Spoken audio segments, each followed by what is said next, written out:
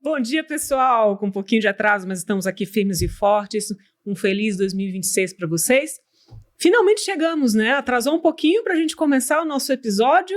Eu digo assim, não só da horário, mas também de prazo, né? Você já estava com saudade? Porque eu já estava com muita saudade de estar aqui. E nós estamos aqui, 30 de janeiro, fechando o primeiro mês de 2026, em altíssimo nível, com belíssimas convidadas que vocês verão aqui. Com muita história para contar, tá? São as Larissas, que já vou apresentar para vocês. E tinha que ter Larissa parte 1, Larissa parte 2, Larissa parte 3 e parte 4, porque tamanho o nível de histórias que a gente tem aqui, fantásticas para contar, e para elas falarem para nós, e a gente, né, beber desse néctar, que vamos tentar, né, extrair o melhor possível desse momento, mas certamente vai ter muito espaço para a gente trazer outros questionamentos, outras reflexões, né, para frente. Antes de mais nada, eu queria apresentar o tema, né? Nós vamos falar sobre mães de autistas, adultos e adolescentes, tá? E olha o que eu trouxe, adultos e adolescentes, né? Nós temos as nossas duas convidadas, uma tem um filho adolescente, que eu conheço desde criança, e uma tem uma filha adulta, que vai estar com 29 anos, já quase virando Balzaca, né? Então, gente, nós vamos falar aqui sobre mães, né, de autistas, adultos e adolescentes. E isso é um tema bem importante, porque é bem diferente, e eu imagino assim, tá? Do que ter os filhos pequenos, né? Filhos pequenos com autismo é uma história e a conversa muda de figura quando é adolescência e vida adulta, né? Um com quase 14 anos, né? Mas bem adolescente mesmo já, e uma outra com 29 anos já, quase 30, quase Balzaca, um com nível 1 de suporte, outra com nível 13 de suporte, né? Diferentes. E claro que assim, dois universos aqui diferentes, e existe uma miríade de universos diferentes, né, de cada nível, espectro, idade, condições, comorbidades, e quando eu falo comorbidades são as questões de saúde mental também associadas, e saúde física também, que trazem complexidades ao quadro e que certamente assim, a gente não vai conseguir contemplar tudo, né, mas nós sabemos que isso existe. Mas são dois universos de experiências fantásticos que já vão trazer muita luz aí para nós. Esse tema do autismo, gente, para quem não sabe, né, eu me interesso por esse tema. Durante um bom tempo eu fiquei até referência nisso daí, nesse tema do TEA, já há bastante tempo, desde quando eu estava ainda fazendo residência de pediatria, né, nem estava ainda na psiquiatria ainda e tudo mais. E existia no hospital no Rio de Janeiro que eu fazia residência, lá na Fiocruz, do Rio de Janeiro, Hospital Fernandes Figueira, existia um ambulatório, não sei se existe ainda, mas acredito que sim, um ambulatório específico de autismo. E esse ambulatório era o melhor momento assim, da minha semana, quando eu tinha que passar por lá na minha rodada, era um momento que eu perdia a hora, que eu olhava para aquelas pessoas e eu ficava imersa naquele universo de complexidade, de como é que pode tudo coexistir nisso. O olhar que vagueia, um desenho perfeito, mas um desenho perfeito solto no papel descontextualizado. Eu olhava para o menino de 11 anos com um brilho no olho e eu via a inteligência, mas a inteligência que estava setorizada em outras áreas. E aquilo me encantou. E aí chegou um momento, um dia, que apareceu nesse ambulatório, né, do doutor Adailton Pontes, que já faleceu. Ele estava atendendo, uma pessoa que eu aprendi muito, devo muito a ele. E eu estava como residente, atrás dele, em pé, acompanhando os atendimentos. Chegou um rapaz de 22 anos. Só que estamos falando de um hospital pediátrico, né? E aí ele me explicou, eu já estou me preparando, ele falou, estou me preparando para esse atendimento, porque esse rapaz, ele acompanha com a gente desde que ela era bebê, pequenininho, e sempre com a mãe. E essa mãe morreu. E é a primeira vez que ele está vindo aqui depois que aconteceu isso. E eu já estou assim um pouco, né, tentando me preparar para ver como vai ser essa experiência. E esse rapaz chegou, e com todas as especificidades, né, num TEA nível 1/2 ali, cognitivo preservado, fazendo faculdade, mas sem conseguir pegar um ônibus a contento, sem conseguir ter uma autonomia adequada, né, era ele e a mãe. E ele foi relatando, e eu coloco isso no prefácio do meu livro, quero mostrar para vocês aqui o meu livro, Autismo Professores. No prefácio eu falo um pouco sobre isso daí. Isso aqui foi meu tema de pesquisa de mestrado, que virou o livro, né? Para quem quiser, está disponível na Amazon e no site da editora Apris para compra, tá? Procurem lá meu nome é estranho, né? Então vocês vão me achar lá. E eu coloquei aqui no prefácio, não, na apresentação, contando essa história, que ele foi relatando para o doutor Adailton e para nós, né, para mim, como foi esse processo, né, da morte da mãe. E ele dizia, minha mãe, um dia estava na rua, não sei aonde, caiu durinha no chão, concreto. Caiu durinha no chão, durinha. E aí, depois, quando ela foi no velório, quando foi o enterro da minha mãe, o céu estava azulzinho e sem nuvens, como que para receber a minha mãe. Eu vou chorar? Chorem, porque eu sempre choro. Eu chorei e eu fiquei assim, lá atrás, né? Eu não posso me emocionar muito aqui, porque o paciente estava na minha frente, né? E o doutor Adailton estava sentado na minha frente e olhando para ele, eu não estava vendo o doutor Adailton. E eu já estava assim, desse jeito que eu estou aqui. Quando o doutor Adailton vira para mim em prantos, eu sabia que eu não ia aguentar. Soluçando em prantos, assim. E aí eu chorei junto com ele. E o rapaz falou, não chorem, doutor, não chorem. Tá tudo bem. Aí depois virou para mim, você é casada?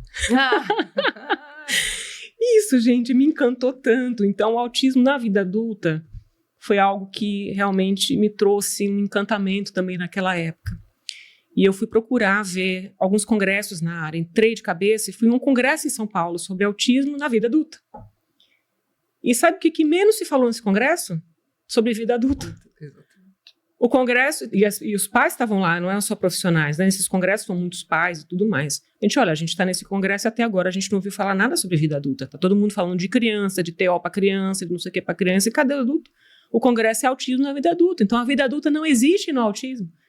A adolescência não existe no autismo, só que eles estão aí. Porque falar de criança e tudo mais está aí, né? E o tema ficou, depois de um certo tempo, depois até desse livro, nessa época, foi a época ainda que eu estava à frente do Sem Cria, né, aqui em Foz do Iguaçu, um trabalho voluntário, com atendimentos sociais, porque não tinha absolutamente nada para essas crianças aqui, nada. E a gente estava fazendo esse movimento, eu atendi voluntariamente, né, as crianças aqui com TEA, com suspeita de TEA. E depois isso começou a virar um bololô, né, e começou a mercantilizar, de certo ponto, né, ficou uma coisa até muito bom no sentido que trouxe visibilidade, e ruim em outro sentido, que começou a mercantilizar muito o autismo. Não sei o que vocês acham sobre isso, vocês vão falar, né? Mas me trouxe um aspecto de que as coisas começaram a ficar muito vendáveis, e isso começou a me incomodar muito. Então, eu deixei a vida fluir seu rumo, e hoje eu recebo mais os meus pacientes que eu fiz diagnóstico lá atrás, que hoje são adolescentes e adultos no meu consultório, né? Mais até do que as crianças que têm necessidade de diagnóstico, que muitas vezes vão para neuropediatras e tudo mais, né? Não tanto para psiquiatra infantil, mas que também fazem esse papel, mas acabo recebendo os adultos, os adolescentes, né? Um outro contexto da vida. Esse livro foi prefaciado pelo Dr. Gustavo Doria, que é o coordenador da psiquiatria infantil do HC, da UFPR, em Curitiba, um médico excepcional, referência na área, que me ajudou imensamente na psiquiatria infantil, eu devo muito a ele. Ele fez um prefácio incrível. E através desse prefácio, cheguei a Larissa, eu vou chamar a Larissa número 1, aqui está a número 1, que ela está aqui na minha frente, Larissa, e Lari, a outra Larissa, tá? Então, através dele, teve esse contato, a gente vai chegar a essa história linda também da Larissa, da Aline, né? E também quero mostrar esse livro aqui, que essa mulher extraordinária escreveu. Só tem mulheres extraordinárias aqui, tá, gente? A Larissa Ribeiro escreveu Entre Dois Mundos, uma história de amor. Existe um Instagram, tá? Ela tá se batendo no Instagram, vai ter que se virar com o seu Instagram. Esse livro está à venda na Amazon, tá? E eu recebi esse livro quando ela chegou, meu consultório em obras, ainda não estava conseguindo abrir, com uma dedicatória da Aline, da minha Cindy e Aline, de Cinderela, né? Cindy. E eu não trouxe óculos aqui, mas vou tentar ler, uma dedicatória de setembro de 2022, de Larissa Ribeiro e de Aline. Para a doutora Sirlene, minha filha Aline como embaixadora da vida mínima e de si mesma, em que pulsam máximas emoções, me ensina diariamente que a vida pode ser um laço e não um nó. Se você der um passo de cada vez, assim é. Espero que a nossa história de amor a envolva com sensibilidade e promova muitas reflexões sobre a vida e os desafios que o universo autista traz consigo. Forte abraço, Larissa e Aline. Tá, gente? 2022, aqui estamos quase 4 anos depois. Uma jornada já, né? Uma jornada de vida. Né? Falei. Eu disse que ia falar um pouquinho, contextualizar. E agora eu vou apresentar minhas convidadas, né? Vou deixar os livros aqui. Larissa, como eu já comecei a falar, né? Larissa chegou nessa época encaminhada pelo Dr. Gustavo Doria, né? Que eu tenho uma história com ele lá.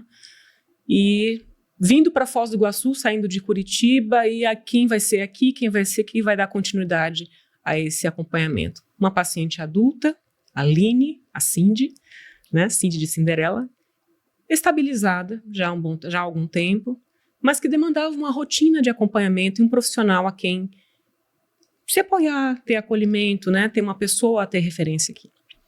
E o doutor Gustavo encaminhou para mim, e eu, no pós-pandemia, girando os pratos, mudando de lugar, achando um lugar, até que a coisa foi. E ela, quando que vai abrir? A gente precisa de uma consulta. E quando vai, né? Peraí que tá pintando a parede, peraí que tá... Foi exatamente dessa forma.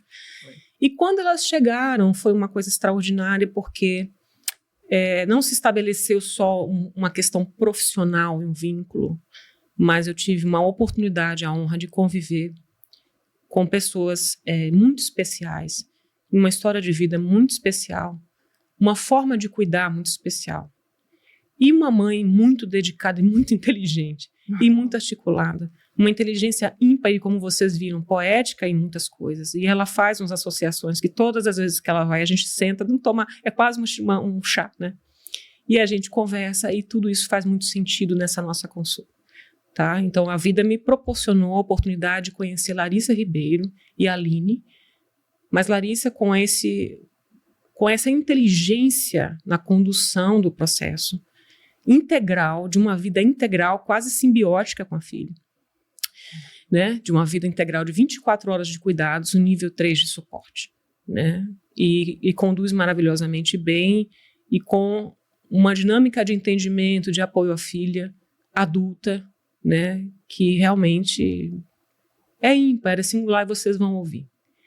Então eu tenho a minha Lari, porque eu falo minha Lari, porque nós somos conterrâneas, nós nos conhecemos, né, há muitos anos. Sim. Eu conheço desde que ela tinha 8 anos, na verdade, de idade, né, que eu conheci presencialmente. Cartinha minha. Com cartinha dela, eu tenho um bilhetinho, com cabelo curtinho, né, e sempre uma doçura incomensurável. E não acompanhei todas as etapas, mas depois nos encontramos em outras etapas da vida, ela já adulta, ela já com filho, com Noah, então foi o primeiro filho que nasceu, autista, nível 1 de suporte, e que a gente se encontrou em outros momentos clínicos dele, né? Eu ainda como pediatra, depois em outros contextos aí dentro da saúde mental mesmo, e essa relação foi se aprofundando, e a Lari, ela tem uma condição tão excepcional no cuidado, no entendimento, porque há uma doçura, uma paciência no trato, que eu fico tão impressionada a forma como você lida e como você conduz, a delicadeza e a sensibilidade, o olhar para o ser humano, além dos rótulos, e a forma com que ela educou o Noah, como o Noah se percebe, como ela ensinou para ele, meu filho, o que você está sentindo? Pergunte para o seu corpo, pergunte para as suas emoções, para a sua mente, como você está se sentindo, o que você está se sentindo, o que você está sentindo. E ele aprendeu desde cedo digamos assim, esse hábito extraordinário de se escutar, de se perceber e de se ver, e de conseguir se comunicar nisso, a um nível além do que estão só as suas limitações e dificuldades sensoriais, né, dificuldades adaptativas, que apesar de ser nível 1, não tem nada de leve, né, Lari? Nunca é. A demanda, a necessidade da mãe. Gente, não estou falando de mãe, mas claro que os pais participam, mas mãe é mãe, gente, assim, a gente sabe, né? O hospital que eu trabalhava lá no Residência do Rio de Janeiro, na enfermaria de longa permanência, só tinha as mães. Sim. Então, as mães acabam ficando muito, né, nisso, né, e orbita mais em torno da mãe. Dito isso, o meu currículo dessa Larissa Moraes, de incrível inteligência e de incrível sabedoria contextual e no lidar e não ensinar o seu filho a se perceber e a desabrochar, porque até ganhou, ele teve um simulado recente que ele teve, uma posição nacional do poliédrico. Qual foi a posição dele mesmo? Ele ficou em terceiro lugar. Terceiro lugar, gente, nacional. E chegou lá com dificuldade sensorial, com um barulho incomodava, sobrecarga social, chegava no final do dia com tantas dificuldades, né? Nós sabemos. Falei, e agora eu falei mesmo. Então nós vamos começar e eu vou ouvir e a gente vai bater um papo aqui, tá? Então, começando jogando a bola para vocês, tá? Dito muitas coisas, contextualizando, eu acho que foi um preâmbulo importante, né? Para chegarmos lá. Eu queria que vocês me contassem aí como é que foi a experiência da transição do autismo na fase infantil para o autismo já numa vida adolescente e adulto, né? Como foi isso para vocês, né? Essa experiência de vida. Quer começar, Lari? Pode ser, né? Já que eu tô na adolescência, depois você É melhor, para adultidade. Faz a linha do tempo. Pois é, exatamente. Então, foi difícil porque muitos comportamentos do Noah que eram aceitáveis enquanto ele ainda era uma criança, por exemplo, ele tinha muita questão de quando conhecia a pessoa e gostava da pessoa, ele era de querer sentar no colo, e de abraçar, e de tocar, e de pegar no cabelo. Claro que com umas pessoas não, né? Mas assim, com mais próximo sim. Então chegou uma fase que o próprio adulto começou a se incomodar, porque ele já estava grandão, e ele vinha e sentava no colo, e a pessoa ficava meio assim reativa, né? Então, outros tantos comportamentos que antes eram aceitos por ele ser uma criança, começou a ficar estranho, esquisito, e o pessoal se incomodar, e ele sentir e não entender. Por quê? O que eles estão vendo em mim que eu não vejo? Né? Por que antes eu fazia isso, era aceito, e agora não sou? Então, a gente teve que fazer um trabalho para ele começar a perceber, a olhar para o corpo, a olhar para o tamanho dele, a olhar para o desenvolvimento físico dele, entender que ele estava passando por essa transição e que ele precisa ver o que as pessoas também viam nele, né? Que, olha, filho, você está ficando grande, você está maior, as pessoas esperam, criam uma expectativa em cima de você, que de certa forma você amadureça, você melhore, ou você mude. Mas isso é o que elas pensam. Então tinha muito diálogo, eu e ele, para essa troca, né, da infância para a pré-adolescência. Isso é o quê? Aos 9 para 10 anos começou. E aí veio as questões também, eu acho que está muito condizente com a idade, sexuais e afetivas. Então mudou, o corpo dele mudou, o entendimento dele mudou, a busca por observar outros corpos e falar, olha, isso para mim é interessante, isso antes eu não tinha percebido, aquela amiga era só amiga, agora talvez seja só uma amiga, eu sinto uma borboleta no meu estômago, né? Teve uma vez, ele estava com 11 anos, ele estava com 11 anos e ele falou assim para mim, mãe, uma amiguinha da escola dele, né? Ela veio falar comigo e ela foi tão carinhosa comigo e eu senti um frio na minha barriga.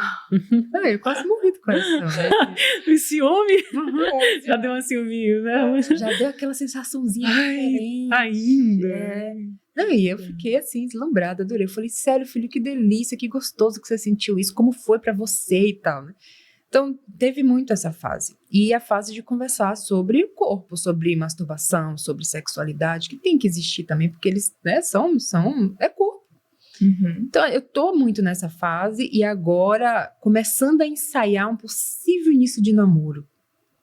Olha aí. E as amizades. As amizades que também é bem, né, Complexo, né? Exato. Então, assim, os vínculos vão se aprofundando, vão se fortalecendo, as dificuldades vão vindo em lidar com o outro, com a expectativa do outro, a expectativa dele, com o contexto social. E tem que andar muito junto, né? A gente tem que estar cada vez mais junto. Mas é um desafio, porque ninguém prepara a gente para ser mãe, muito menos mãe de autista, né?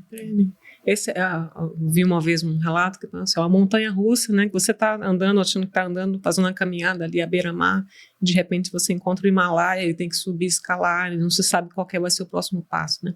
Sobre ainda a adolescência, tem algumas questões que outros pais, né, acabam vivendo muito, por exemplo, duas dificuldades, né? Por exemplo, a sexualidade aflorada é uma coisa, e começa a ter, às vezes, busca até na internet, né, de filminhos, de coisas de pornografia, e isso acaba indo, né? E muitas vezes sem muito filtro, né? Porque a pessoa com TEA não tem filtro daquilo, né? Já na adolescência já rola mesmo naturalmente, né? Com TEA ainda vai meio sem filtro, né? E também uma dificuldade por causa dos pensamentos perseverativos. Então, é difícil tirar uma ideia que de uma vez instalada, né? É aquela ideia tá lá e a ideia fica, né? E você olha, mas não é esse caminho, não, mas é assim. Não, mas é desse jeito, tem que ser, né? Eu sei que Noah tem um perfil diferente em relação a isso, mas eu encontro muitos casos, assim, uma dificuldade grande dos pais de mudar o perfil de ideias, porque as ideias seguem ali muito perseverativos, né? Entre aspas, teimosia, né? Entre aspas, porque não é isso, né? São pensamentos perseverativos e ciclos que não saem do lugar. É aquilo e aquilo, é aquilo e aquilo, a inflexibilidade, a rigidez cognitiva. Só que na fase da adolescência ele começa a entrar, às vezes, em sites, né? Ou em áreas que a gente sabe que são perigosas, né? Em que envolve sexualidade, a ingenuidade que isso que você trouxe, né? De ter contato com pessoas que você não confia, pessoas que aparecem lá, quem é essa pessoa? Ah, meu amigo, mas eu conheci essa pessoa ontem, ele tem 20 anos, tem 20 e poucos, mas eu tenho um menino que tem 13. Como é isso, né? Vai dizer não, aí não, mas é meu amigo. Mas seu amigo de quando? Eu conheci hoje. E a ingenuidade nesse sentido, né? Porque não tem uma habilidade social de entender a malícia e que existem esses perigos. Então, isso também é uma outra dificuldade, né? Sim, mas ele foi tão gentil comigo, ele foi tão legal, e aí eu fui nessa. Mas não consegue perceber o perigo. E para você conseguir convencer que não é, né? Para você dar o limite e começa a ter outros hiperfocos, às vezes hiperfocos que você se preocupa, né? Resolve ser, então, um malhador profissional, uma maromba, e começa a querer tomar, enfim, todos os pré-treinos loucos e, enfim, suplementos. Isso acontece, sim. É o meu dia a dia de escutar esses pais, né, de adolescentes com todas essas prerrogativas de questões da adolescência, só que intensificadas por essa questão da rigidez cognitiva e da ingenuidade, né? Como que você vê isso? Assim, eu sei que seu caso, ele é bem mais flexível, mas como você, que teve muita experiência até depois, à frente da Aspas um tempo, e também convivendo com muitos pais de autistas e outros casos, como você vê isso, né? Como lidar com isso, né? Explicando para esses pais que estão nos escutando, essas mães que estão nos escutando agora. Eu costumo dizer que a gente tem uma ferramenta a nosso favor, que é a previsibilidade. É uma coisa que eles precisam e é uma coisa que a gente pode utilizar e os pais, às vezes, não antecipam a rotina, mas não antecipam os acontecimentos emocionais, digamos assim, né? Uma coisa que funcionou comigo e com alguns pais que eu já conversei foi antecipar as fases. Então, muito antes de Noah buscar o que era, por exemplo, a masturbação, esse assunto já estava em pauta. Muito antes dele ter um celular, por exemplo, ele ganhou o celular aos 13 anos, ano passado. Muito antes dele ter um celular, 2 anos antes, a história do celular já estava presente em quase todas as conversas. Sobre o que pode e o que não pode, por que é perigoso mandar uma foto, por que não pode mandar o endereço, as pessoas por detrás de uma conversa, por exemplo, no Roblox, que pode ser um adulto, né? Mas por que um adulto ia querer conversar comigo, mãe? Porque o adulto pode fazer isso, isso e isso. A história do abuso, muito antes, né, já era conversado sobre isso, que o abuso nem sempre é radical, que às vezes a pessoa vem carinhosa, vem doce, às vezes gera prazer, né, não é um incômodo e a criança se deixa levar. Então, eu usei muito a previsibilidade com Noah para todos esses fatores, sobre amizade, que tem amigos falsos, que tem amigos verdadeiros, que tem amigos que mentem, que tem amigos que enganam, mas que tem amigos que curam, que fortalecem, que levam ele para o mundo. Então, tudo que eu vejo, que eu antevejo, eu uso a previsibilidade a meu favor. E alguns pais de adolescente que eu tive contato e que eu falei isso, olha, vai acontecer tal coisa. Olha, ele tá 5º ano que vem é o 6º. Você não vai deixar para conversar em janeiro que ele vai para o 6º ano. Você vai conversar o 5º ano inteiro. Que ano que vem ele vai ter mais professoras, ano que vem vai ser uma turma diferente, vão estar com crianças maiores, porque dele vai ter contato com o 7º, com o 8º, com o 9º. Então, esses diálogos fortaleceram ele para se preparar e ter uma maior flexibilidade. Não significa que funcione, mas eu percebo que é uma ferramenta, uma estratégia que a gente pode usar. Bem interessante, hein? Muito interessante. É isso aí.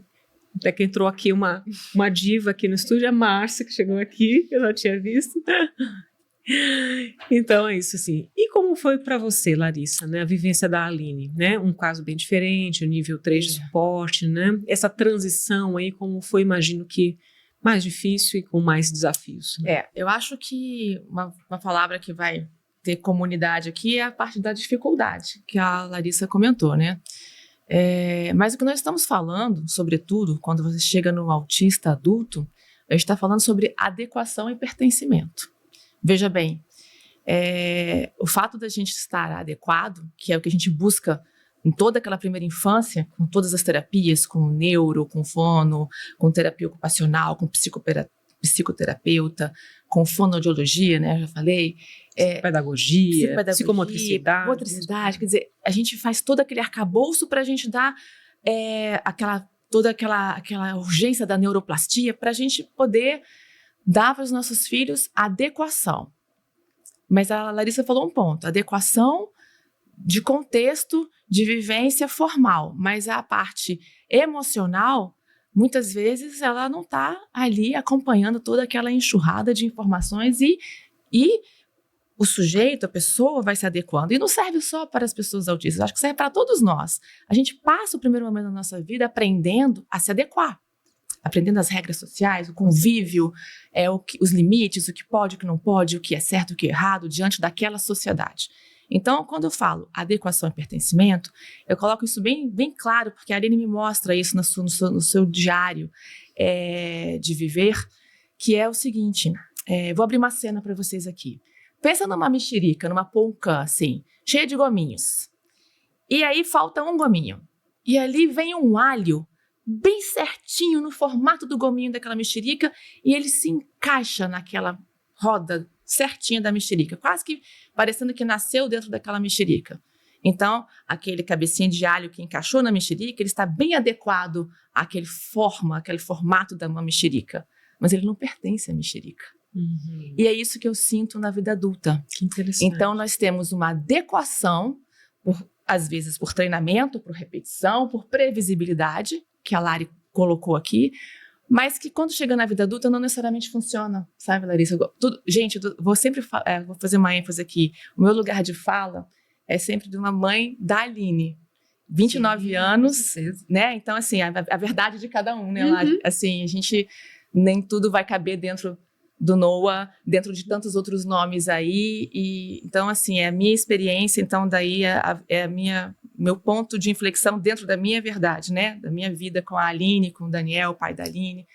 Então, assim, o que eu percebo é isso, a Aline, hoje ela tem o quê? Ela tem uma consciência desperta de si mesma, que foi o que a gente buscou durante toda a formação da primeira infância, adolescência, para chegar na vida adulta. Mas ela é uma pessoa de 29 anos que vai fazer esse ano, dentro de uma mente, uma infância da mente. Então, ela tem um corpo de mulher, mas ela tem uma teoria da mente infantilizada, então ela tem uma emocionalidade infantilizada, e várias vias de acesso para a gente chegar na Aline já foram utilizadas. A previsibilidade de você antever formalmente eventos de contextos materiais que ela vai viver, os emocionais, mas eu percebo que ela ainda está envolvida naquela névoa da infância, onde todas as coisas acontecem com os anjos, sabe, assim? Com leveza, né? A Cinderela com Shrek.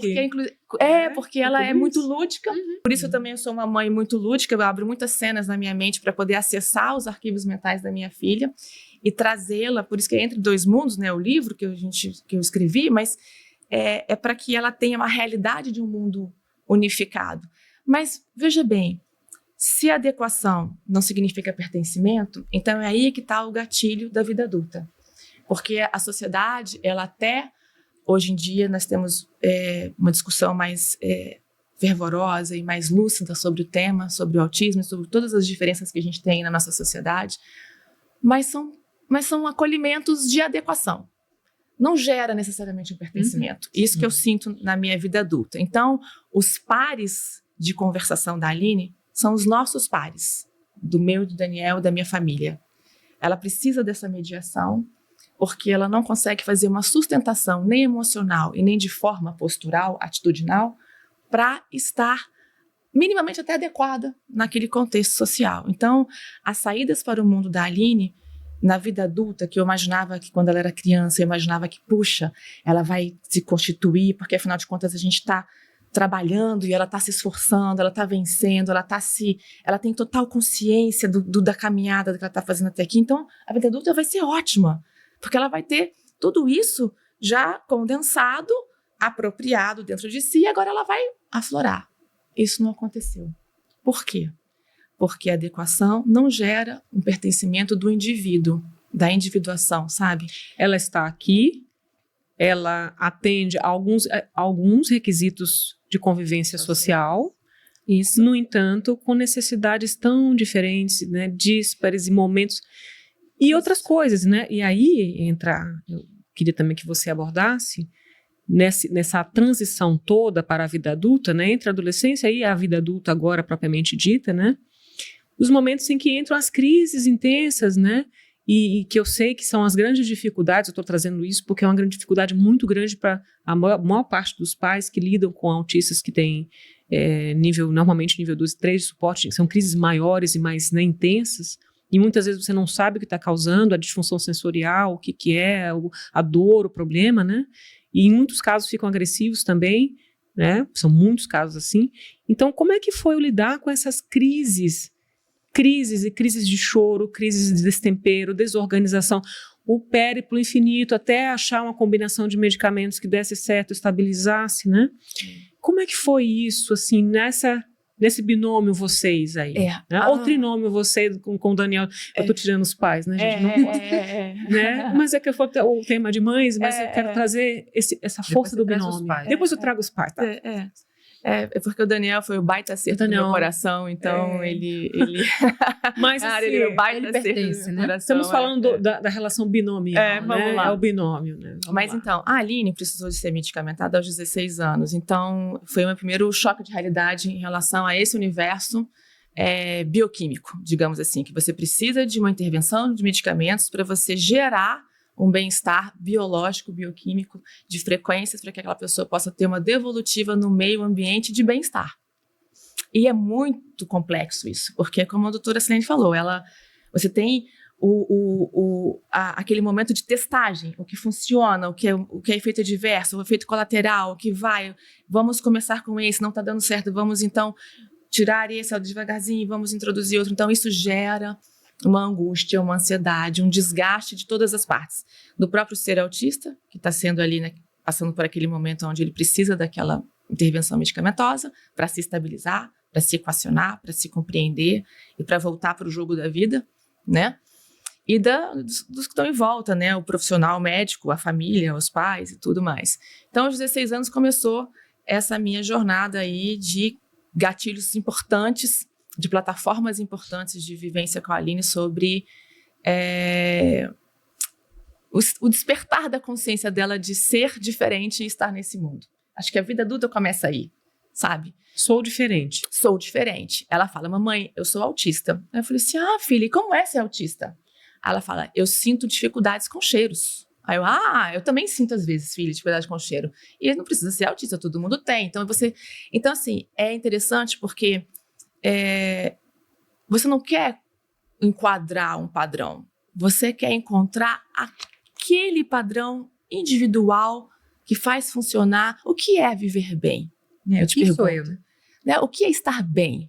Eu vejo assim que a cena da felicidade de cada um é posta de acordo com o que você tem de referências ali ao seu entorno.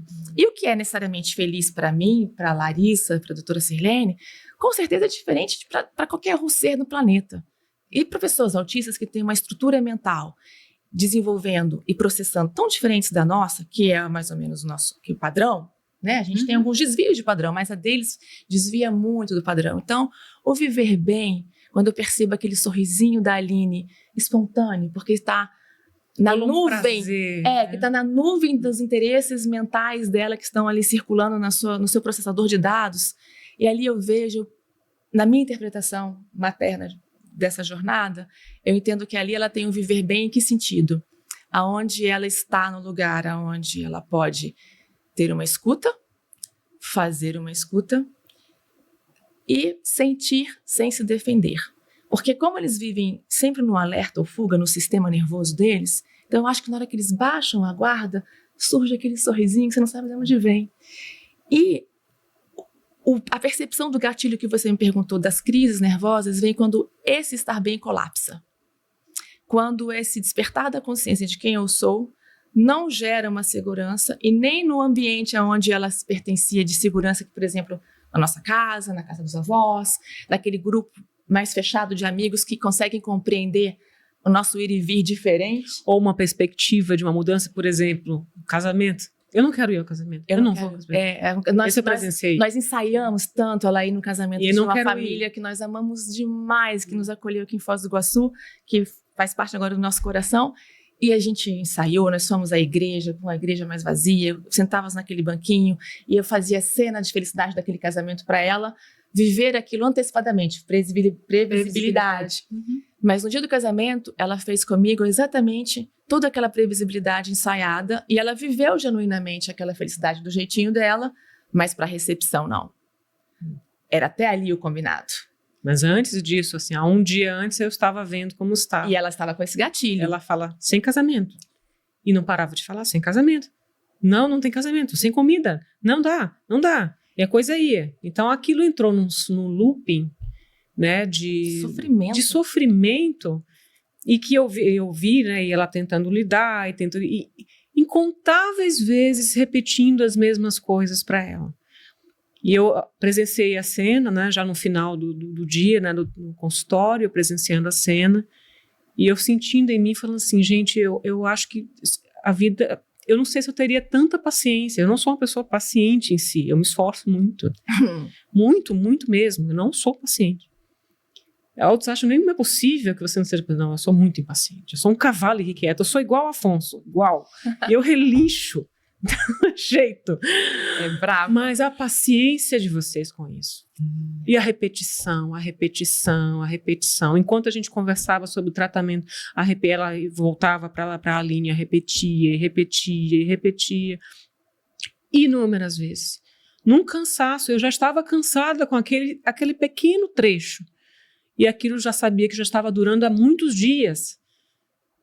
Então, assim, o exercício de paciência de você repetir água mole em pedra dura, da inflexibilidade, do pensamento que não fecha, aquele looping que você tem que entrar, né? Isso é muito difícil.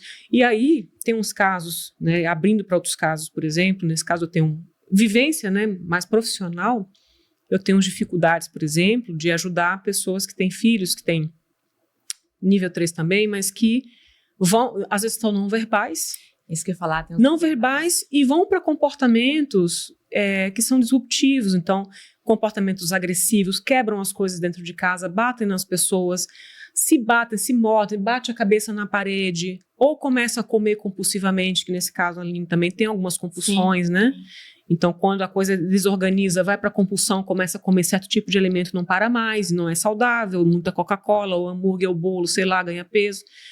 Né, salgadinho, e só consegue... Acordo, né? É só... Não, é aquilo que Eles não acalma. barganham, né? Isso. Isso é uma coisa, assim, E sensacional os por um pais- lado, mas, assim, completamente angustiante por um outro, porque você não consegue negociar. Há um Margem momento que justa de negociação. e que você não tem como não ceder, porque aquilo gera um nível de desorganização, né, tudo muito maior.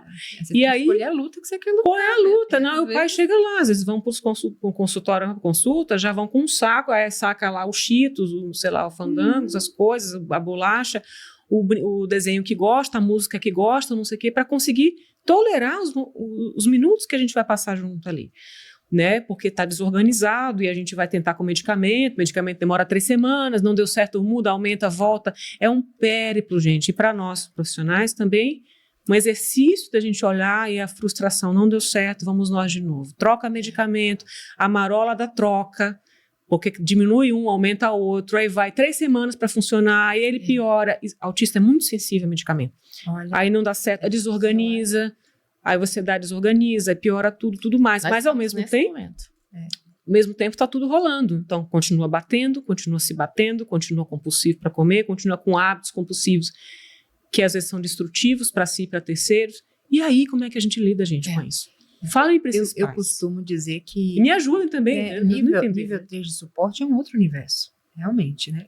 Falando de um lugar de fala de mãe de nível 1, né? Inclusive na Aspas, quando a gente tinha encontros, e eu falei isso em um outro podcast, às vezes a gente encontra nos CRAS, nos CAPS também? No CAPS? Acho que sim. CAPS infantil, CAPS 2 também tem. Não, mas era no CRAS. Esse encontro especificamente foi no CRAS. Não é CRAS.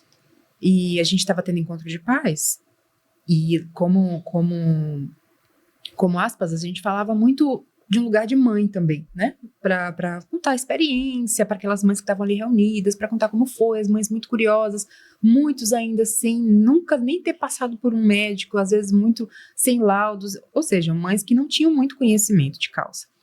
E algumas técnicas que a gente passava para as mães, elas amavam, adoravam, anotavam, a gente levava esboço para elas, quadro de rotina para elas fazerem. Tinha uma dessas mães, todas ali nível 1 de suporte, né? Tinha uma dessas mães que a filha dela era nível 3 de suporte, e ela sempre ficava calada observando todo mundo. Até o dia que eu pesquei, né, o pensamento dela, e eu cheguei perto dela e falei assim: ô mãe, tudo isso que a gente tá passando pra você não resolve de nada, né? Ela falou assim: não, eu já tentei tudo isso. E eu fiquei sentada ali com ela, parada, olhando, porque eu não tinha muito o que falar, mas eu tinha como acolher, né, aquela pessoa que a previsibilidade que pra mim funciona e muito bem, pra ela ia ser a mesma coisa que nada. A filha dela era não verbal, era uma dificuldade enorme, tinha crises fortíssimas de meltdown e batia nela, ela vivia toda roxa também, a filhinha também. Ela ficava trancada dentro de casa porque não tinha como sair, não tinha com quem deixar, ninguém, não tinha rede de suporte, que é outra coisa, né? Isso é um privilégio, é um luxo, né, gente? É. Rede de suporte, terapias, acesso a médicos. Não, Nossa, é a uma realidade da maioria da população tem que isso. depende. Não tem. então, Lamento. sim, eu entendo e presenciei que é uma história muito à parte, né?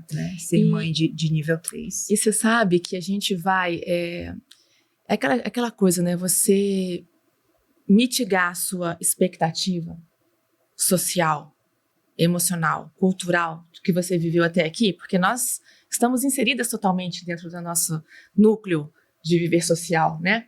Então a gente tem nossos desejos.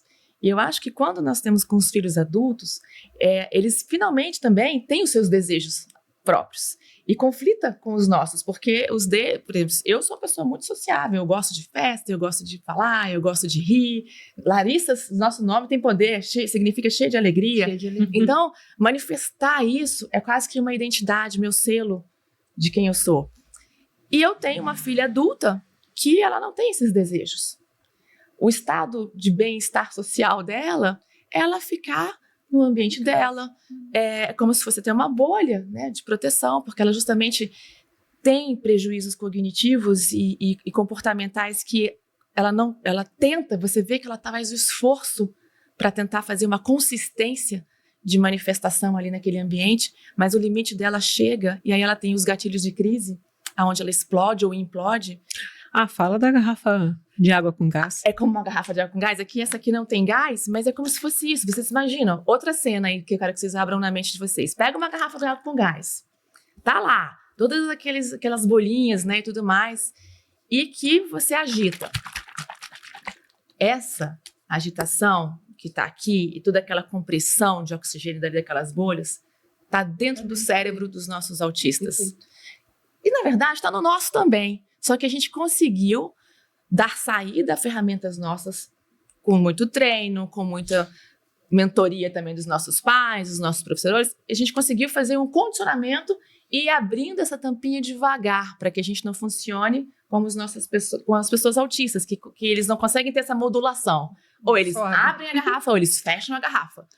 O processo de fazer devagarinho é que é o grande aprendizado e a grande transformação do adolescente para o adulto. Porque eles não conseguem modular isso. Então, quando eles abrem a garrafa, qual é o objetivo? Eles são muito práticos e pragmáticos. É abrir a garrafa, pá, explode e aquela água vai para todo mundo. Para ele mesmo, para quem está perto, que está ali querendo ajudar. E então, a gente precisa fazer o seguinte, tentar ajudar eles a abrir a garrafa devagar. E a gente também abrir a nossa garrafa devagar. Porque, como você citou, aquela gotinha que fica ali, temática, obsessiva, daqueles temas que não tem uma saída executiva funcional, no caso da minha de suporte 3, porque é exatamente isso que a caracteriza, ela tem uma inteligência, mas ela não tem funcionalidade. Então, eu não consigo dar saídas sociais, por exemplo, inserir, de repente, numa atividade de trabalho, mesmo que fosse o trabalho de colocar essas xícaras aqui na nossa mesa para o nosso podcast. Mas esse seria um compromisso dela. Ela vai colocar uma, duas e falar assim, já cansei, mamãe. Não faz sentido. Porque não faz sentido para ela, não tem importância. Isso repete até certo ponto os processos terapêuticos da infância, né? A infância, aquilo é um dever de casa. Ela vai, ela faz, ela tem que cumprir aquela rotina. É uma rotina de aprendizado, como uma escola do viver social. Escola do viver, não é só viver social, né? Mas o viver com o seu próprio corpo e aprender a viver razoavelmente sem desorganizar tanto. Então, quando essas pessoas têm acesso às terapias, né? Vamos falar bem, né? Estamos falando aqui de um contexto que houve acesso, mas, gente, a maioria das pessoas, milhares, milhões de pessoas sem acesso a nenhuma terapia e nem sequer um atendimento médico, muitas vezes, anos esperando, né? Outra realidade de espera, de angústia e tudo mais, né? Vivendo com tudo isso. Mas vamos dizer que tem algumas terapias e vai vivendo aquilo, elas têm aquilo ali e vão fazendo. Quando chega a vida adolescente e vida adulta, gente, nem tem tantas terapias para esse público, né? Não, vai procurar integração sensorial para adulto, entendeu? As salas são infantis. Eu tenho autistas adultos que precisam, por exemplo, ainda de investimento na questão sensorial, para regulação sensorial, é uma dificuldade de encaminhamento para um profissional que atenda adultos. Sabe, assim, há um certo nível que isso acaba, eu não sei também dizer, não é minha área, né? Mas eu vejo nitidamente que é uma necessidade porque a pessoa desregula muito por uma questão nitidamente sensorial. E talvez exista uma abordagem nesse sentido, porque o cérebro não deixa de ser plástico, não, tá? Não é só na infância. Não é só a plasticidade, ela continua em certo nível. A neuroplasticidade está lá, não há uma desistência. Então, por que não há nada mais voltado para adultos depois? Né? A terapia, muitas vezes, né? Nível 1 de suporte, terapia convencional, não é a terapia de reforço comportamental. Estamos falando das emoções. Do Noah, que está aí começando a vida e tudo mais, ele não precisa agora, mas em outro momento pode precisar, porque pode ter outros sintomas ansiosos, sintomas depressivos, outras coisas. E pela questão do pertencimento, né? Isso eu queria trazer, tá? Porque é um dos temas. Vocês falaram sobre pertencimento. Adequação, como você bem disse, adequação é uma coisa. Então, o treinamento na infância já é adequação. A adequação. Senta assim, se porta assim, não pode, faça isso, toma assim, coma assim, faz xixi, faz cocô, vai ao banheiro, tira a fralda, né? Não pode bater, faz isso. Todos os reforços para você conseguir deixar a pessoa mais ou menos adequada à convivência, ao convívio social, e ela não ser segregada de uma maneira muito severa como aquela lá precisava ficar segregada, porque a filha não tinha, como você falou daquela mãe, né? Que o filho não tinha condições de convivência social adequada, nem a mãe, então os dois viviam isolados. E depois isso migra para frente, né? A vida adolescente e adulta começa a ter não é só não estou só no processo de adequação, já fiz o meu papel, agora eu preciso ter algum pertencimento. Onde é meu lugar no mundo? E as pessoas procuram isso. Vamos colocar os prós e os contras. Coisas ótimas que teve visibilidade, reconhecimento, entendimento, valorização, sensibilidade, por exemplo, de você se identificar com um grupo, né? Como, por exemplo, com os cordões, as carteirinhas, tudo mais. Mas, por outro lado, tem muita gente que busca também isso por pertencimento. Eu quero fazer parte de alguma coisa, encontrar meu lugar no mundo. Então, eu faço parte do grupo dos autistas, ou de pessoas neurodivergentes e tudo mais. E eu uso isso porque eu quero me sentir com pertencimento a esse grupo de pessoas que pensam mais ou menos como eu.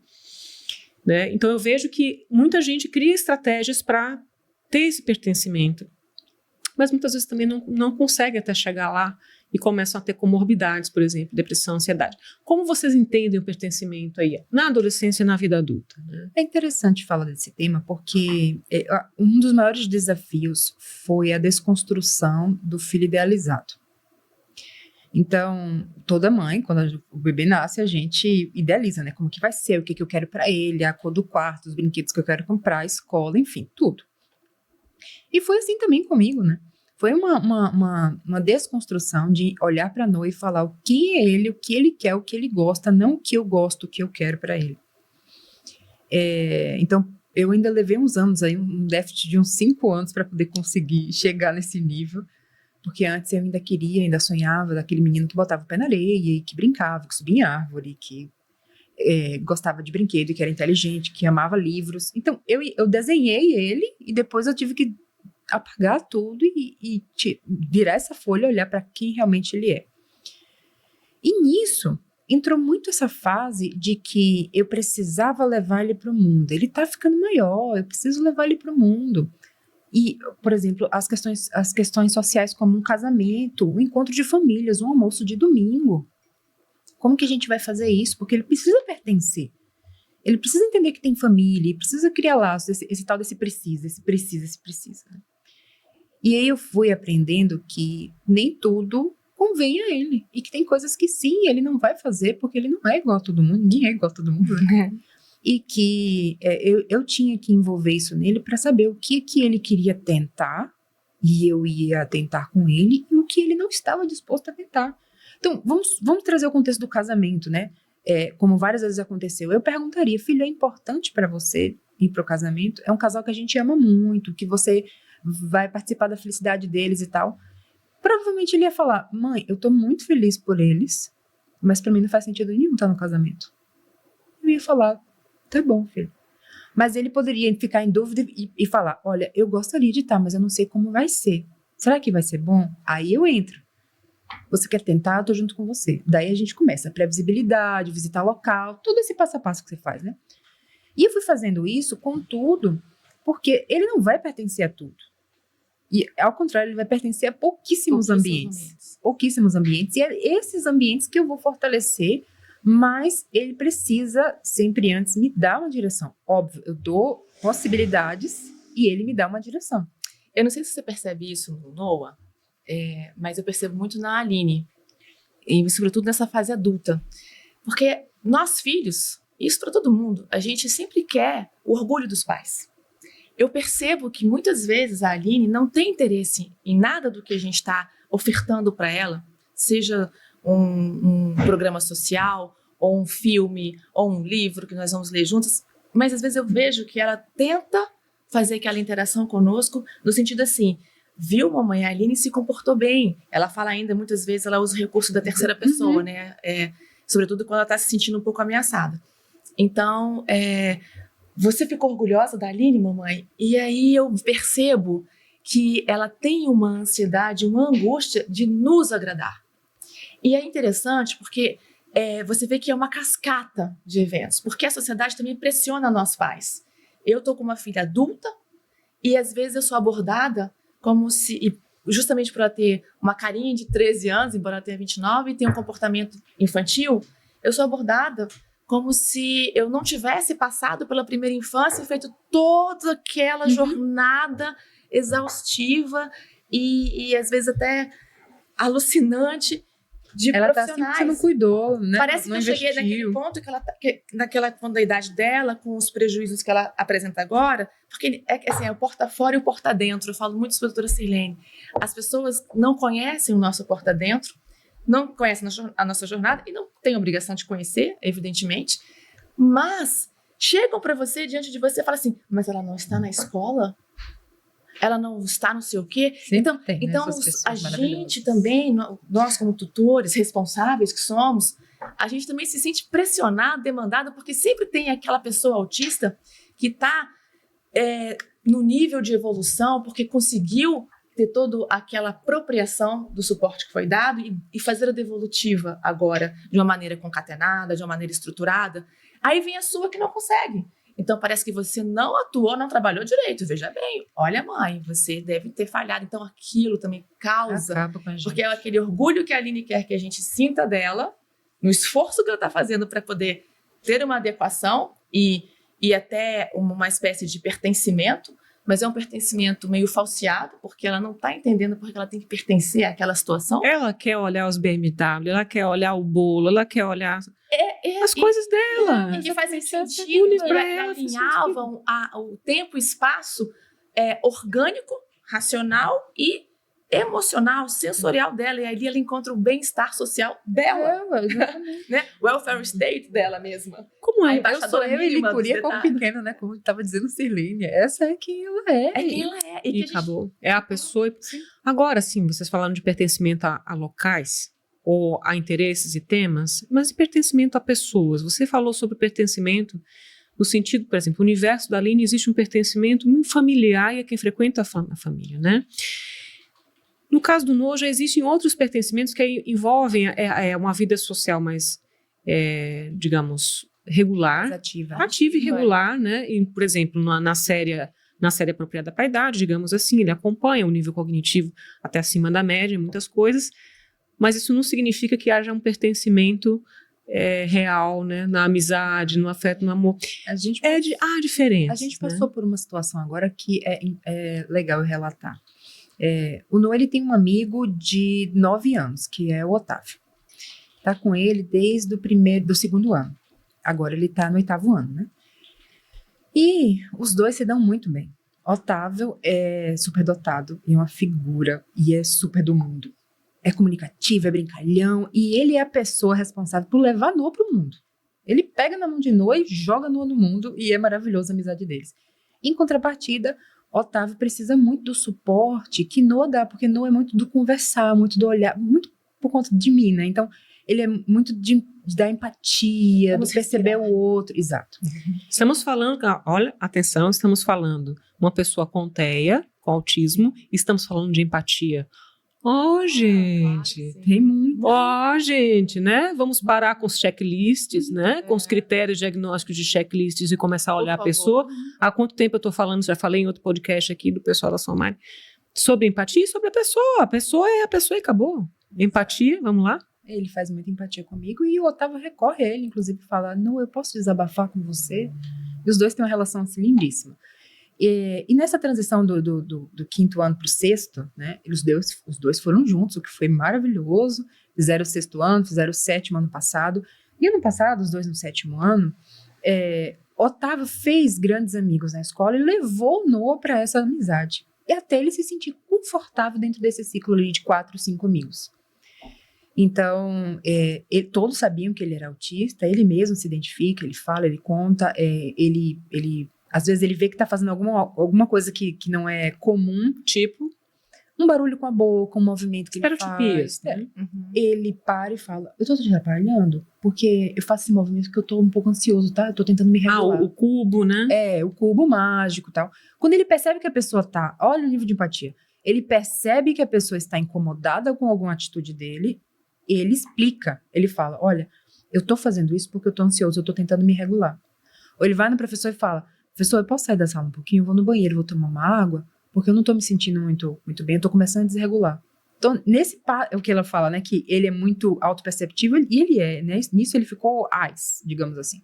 Mas, voltando à história do Otávio, teve o aniversário de um amiguinho, que era desse contexto dos 5 amigos.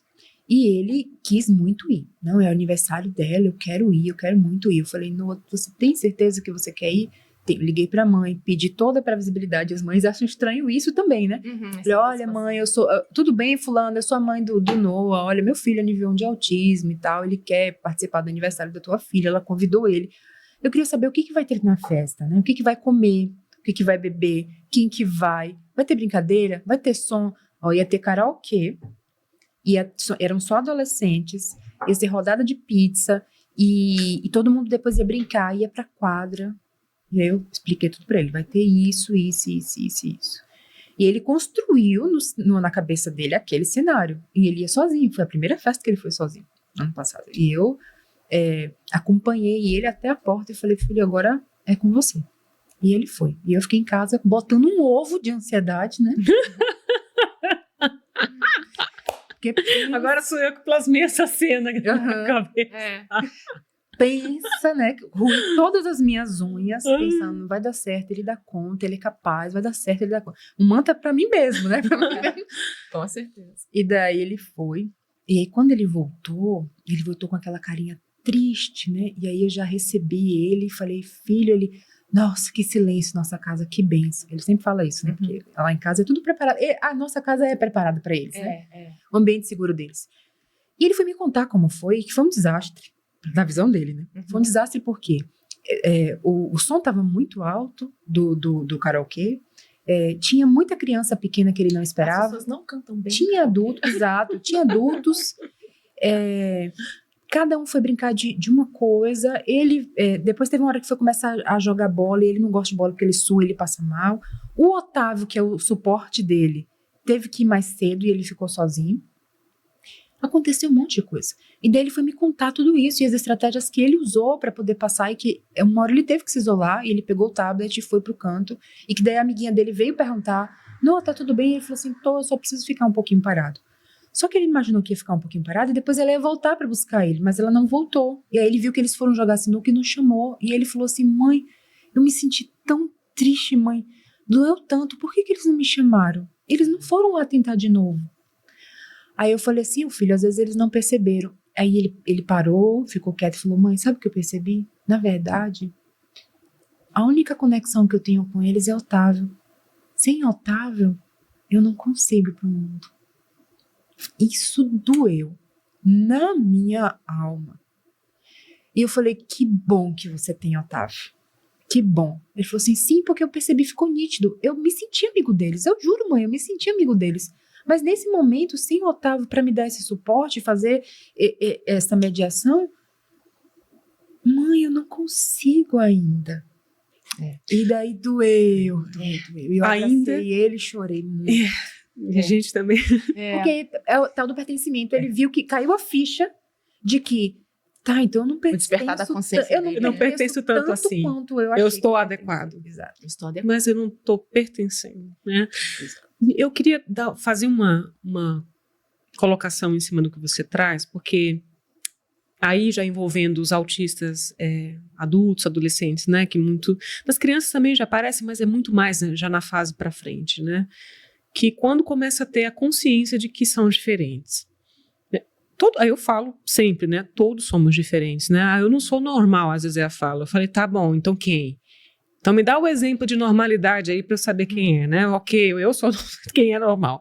Normalidade é um conceito criado, sei lá por quem, e não sei onde ele está. Se alguém encontrar, isso é o santo graal, tá? Porque não existe. A normalidade correta é a diversidade. A normalidade é o diferente, porque ninguém é igual.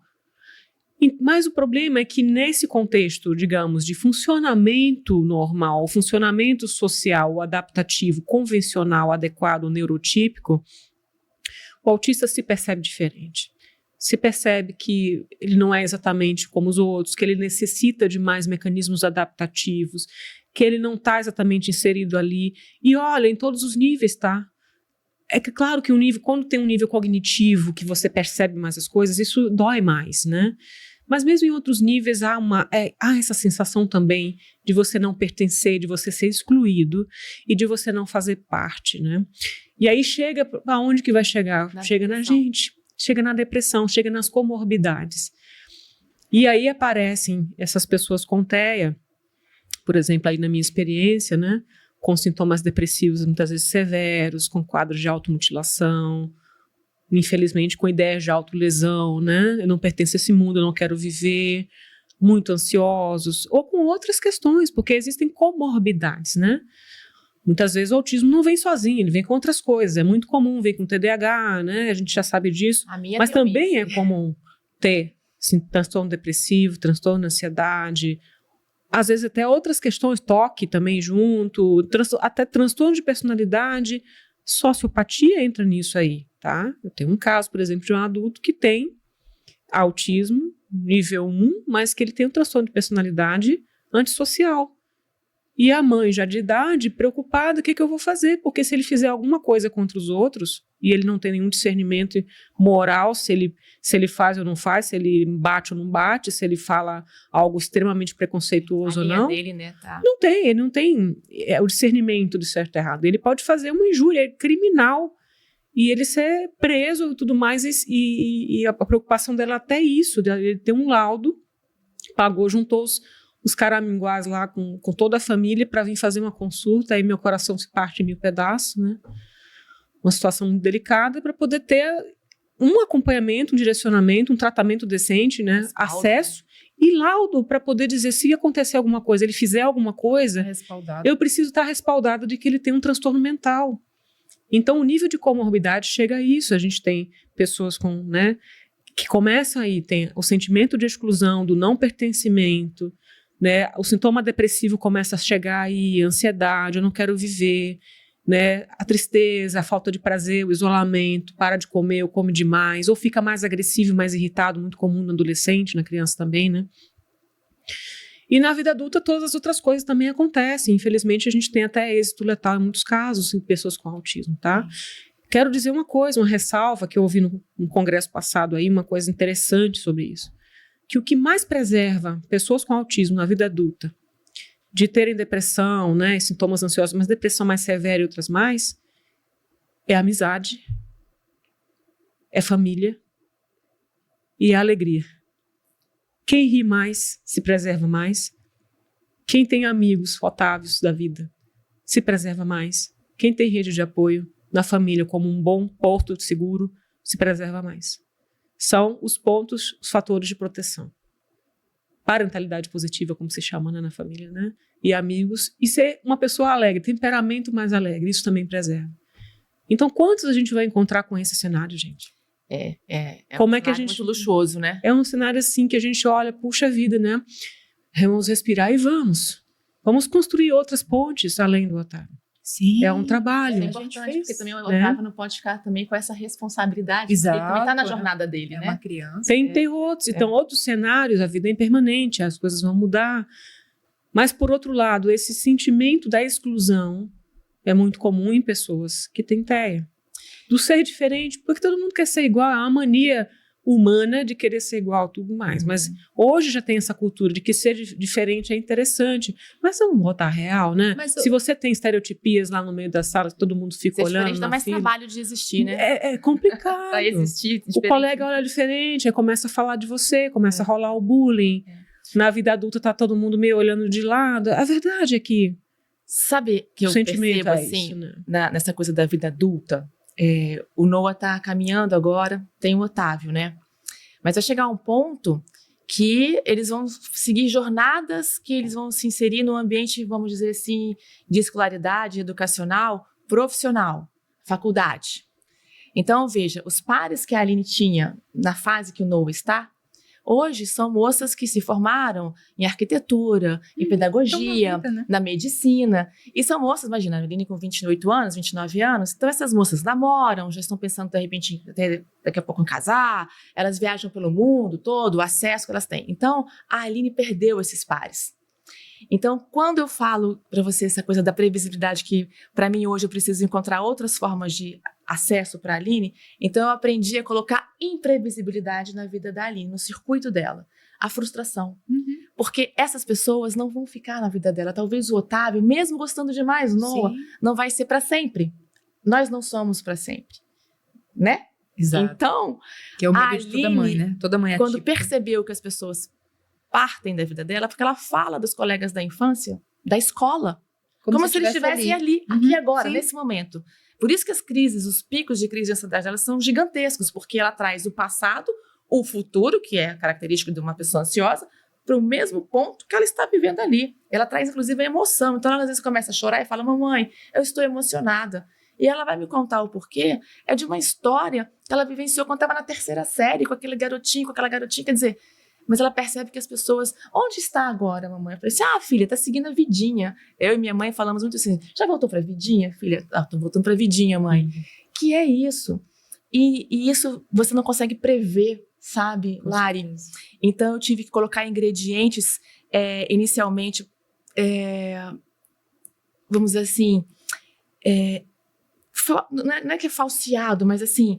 ingredientes de imprevisibilidade, onde eu estava colocando, mãe, colocando o temperinho, pra ela, o temperinho assim, olha, vamos combinar de fazer isso, mas na minha cabeça eu já estava assim, não vai dar certo isso, eu vou colocar um obstáculo bem ali que a gente vai ter que voltar, a gente não vai, hoje nós não vamos conseguir fazer aquele planejamento, talvez amanhã, e o talvez, como é difícil ensinar esse talvez, e como é difícil viver o talvez, porque ele é angustiante, ele cria uma ansiedade.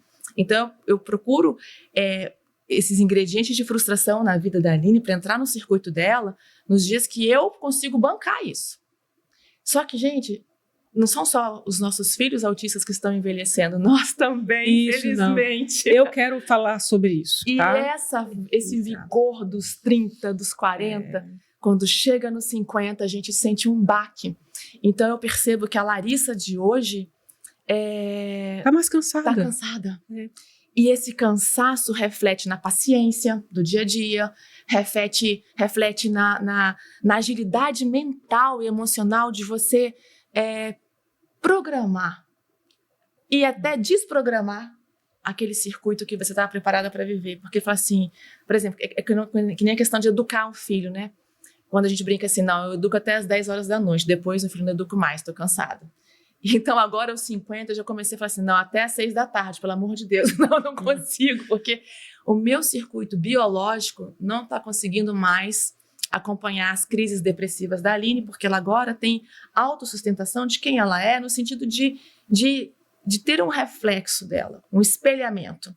Mas ela quer se espelhar na Cinderela, porque a Cinderela é gentil e corajosa, e ela, quando não encontra a gentileza e a coragem dentro dela, ela tem o autoflagelo, ela tem as crises de choro, e ela fica ali no looping temático que você não consegue compreender de onde surgiu aquele gatilho, mas ela vai buscar uma vivência que ela sofreu e ela traz presente agora para manifestar aquela angústia, aquela depressão que ela não explica, aquela tristeza.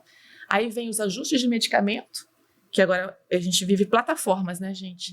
A gente estabiliza e vive um mar, um oásis. Imexível, né? Ela não me permite mudar nada. Eu entendo. Aí daqui a pouco, mas agora nós vamos precisar mexer. E aí a gente entende esse despertar da consciência dos pais também, de que não, agora não dá mais, ela está precisando entrar em outro... É um ponto de inflexão. Você chegar aos 50 anos com o vigor, a virilidade, para atuar como mediadora, uma facilitadora da vida dessas pessoas autistas para o mundo, é muito complexo. Deixa eu perguntar isso para vocês, tá? Que isso está na minha listinha aqui, que é uma coisa... São 2 temas muito importantes, tá? Um tema que eu quero saber é sobre as mães, né? Não é só sobre as filhas. Você falou daquela mãe, eu lembro dessa história que você me contou, né? Que você falou para aquela mãe, eu te vejo. Porque as mães, os pais, as mães, não só as mães, mas os pais, mas que lidam quando lidam junto, né? São invisíveis. Existe lá a pessoa, mas quem está atrás, por trás... Mãe, você tem que estimular em casa. Mãe, você tem que ser... Eu falei, gente, as mães agora têm que ser mãe e terapeuta e professora e enfermeira. Eu acho isso surreal, eu entendo. Assim, a mãe não faz o papel, a família não está fazendo o seu papel de fazer a terapia em casa. Eu falei, meu Deus, a mãe está trabalhando, o pai está trabalhando, chega em casa tá cansada e vai ter que ser terapeuta e fazer... Quer dizer, a mãe terapeuta, aqui eu falo do professor terapeuta, todo mundo tem que ser terapeuta e são cobradas. Assim, agora você tem que... A família não está fazendo a parte dela. A gente está fazendo a nossa, mas a família tem que fazer. Ok, gente, entendo, mas a família não é formada. A família não é terapeuta, a família tem que ser mãe, pai e ter um momento em casa de família. Não é sentar, vamos lá, fulano, vamos lá, bolinha pra cá, bolinha pra lá. É o inferno na terra, entendeu? Assim. E aí, esses pais vão virando terapeutas e vão virando personagens na vida dessa pessoa na infância, né? Depois isso aí muda na adolescência, na vida adulta. E aí começam a ficar invisíveis, né? Eles são um pano de fundo, é essa cortina aqui, é um bastidor da vida do outro ali. E ao certo tempo esses pais, essas mães vão se sentindo assim mesmo, nessa invisibilidade, né? Essa mãe, você falou para ela, eu te vejo. Eu vejo você. Eu lembro que você falou isso. Sim. Eu vejo você. Você não está invisível, tá? Isso é um aspecto que eu quero falar, que vocês falem. E outra coisa é, sabendo que o tempo passa e nós envelhecemos, eles vão envelhecendo também, vão virando adultos, e começa a preocupação de como será. Como será daqui para frente, e quando eu morrer, e quando for, como é que vai ser, quem vai cuidar, onde vai ficar, porque com a família que tem até recurso, consegue se organizar melhor e tudo mais. Tem família que não tem recurso nenhum. Então tem gente que me pede, por exemplo, documento de curatela, entendeu? Tem essa mãe, por exemplo, preocupada, o que eu vou fazer com esse menino? Já começa a preparar a vida dele, então assim, vai ter uma casinha para ele vai viver de quê? Vamos arrumar um ofício, alguma coisa para ele poder viver minimamente daquilo, uma pensãozinha que ele vai receber para não ficar na mão de parente explorador, não viver em cárcere privado, não ficar na rua, né? No SUS estamos falando de residências terapêuticas que em poucos lugares tem, A carência que nós não temos, né? Pessoas que não têm nenhum tipo de recurso, não têm nenhum tipo de rede. Para onde vai um adulto?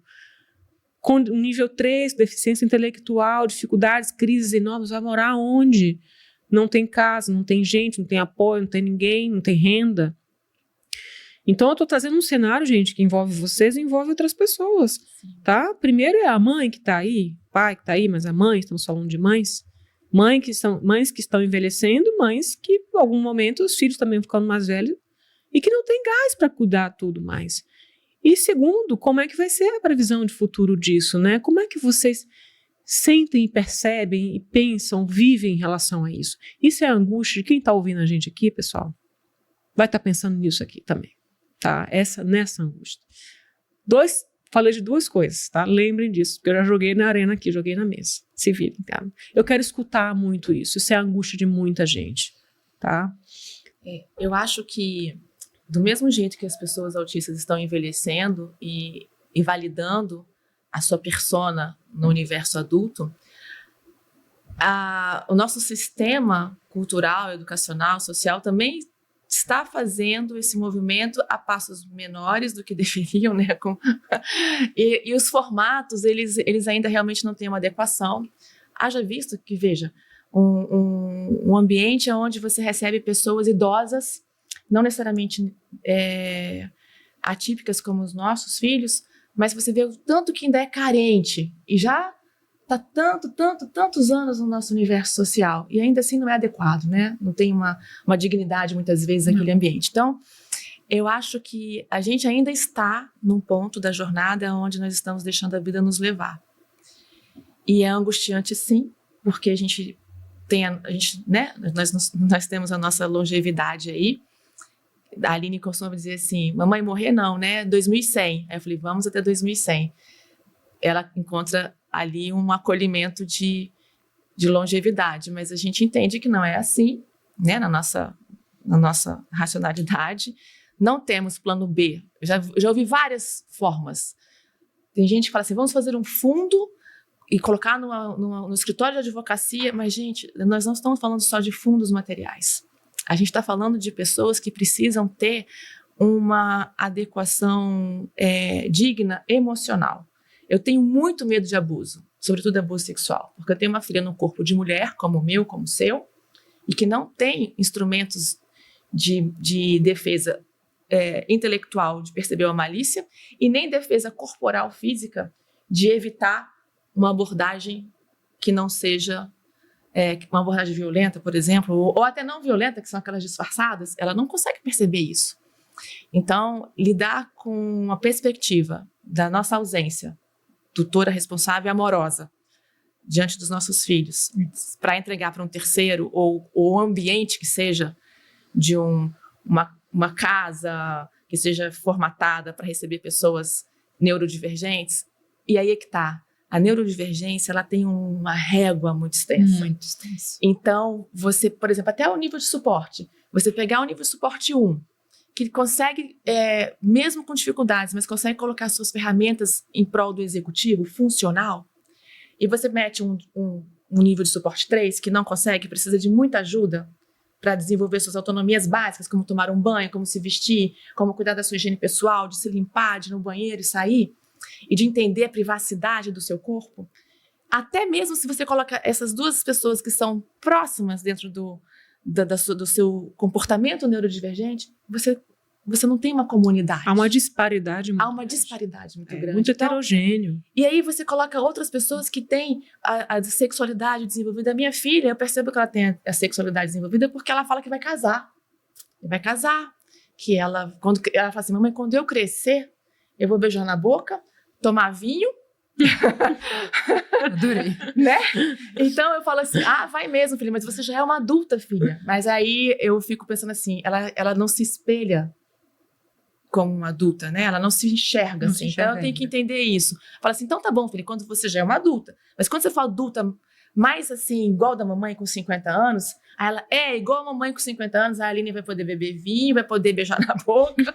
Então eu entendo que ela tem um despertar de uma consciência metabólica do seu hormônio, da sua sexualidade. Mas é infantil. Como eu coloco esse ser no mundo? No mundo. Exato. Então, voltando para a sua pergunta, não temos ainda um plano racional, emocionalmente estabelecido para colocar nossos filhos sem nós.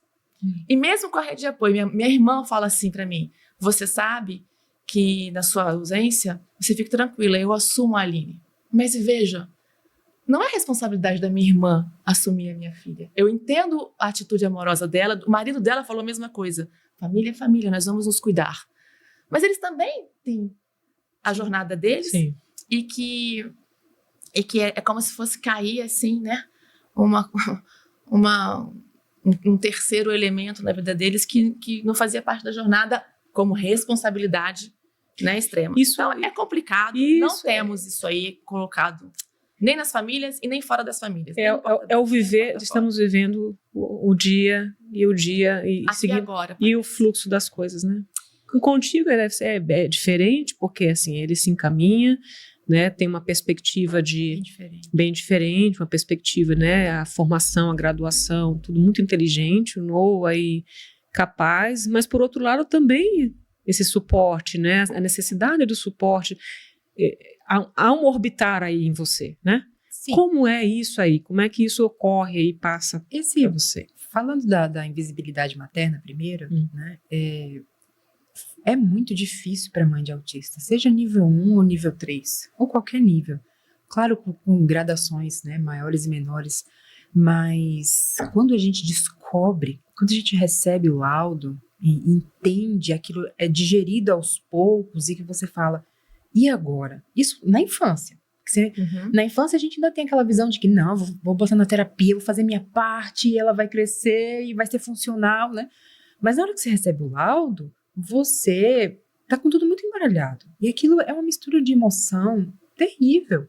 Assim, eu costumo dizer que essas mães deveriam ser muito acolhidas quando recebem um laudo. Existe um luto nisso. De um profissional, sabe?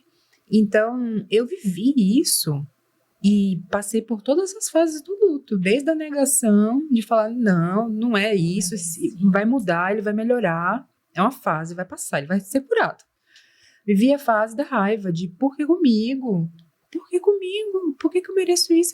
Tantos planos, eu tão nova, né? E tudo isso que a gente pensava. Vivi essa fase também de rejeitar, de ver ele mais como um peso do que como um filho, de ter que cuidar mais dele do que de mim, e de me invisibilizar para deixar ele confortável, que é o que você estava falando da personalidade. Então, a minha personalidade também é ser muito comunicativa, ser muito carinhosa, estar com pessoas. Eu amo estar com pessoas, eu estou sempre com pessoas. E o Noah não, o Noah é o oposto de mim nesse sentido. E eu queria sair, eu queria levar ele para o mundo, eu queria viajar, eu fazia tudo isso antes dele e passei a não poder fazer porque prejudicava ele, porque ele sofria. Que ir no shopping com ele comer, que era uma coisa tão gostosa para mim, para ele era terrível. Era um abuso.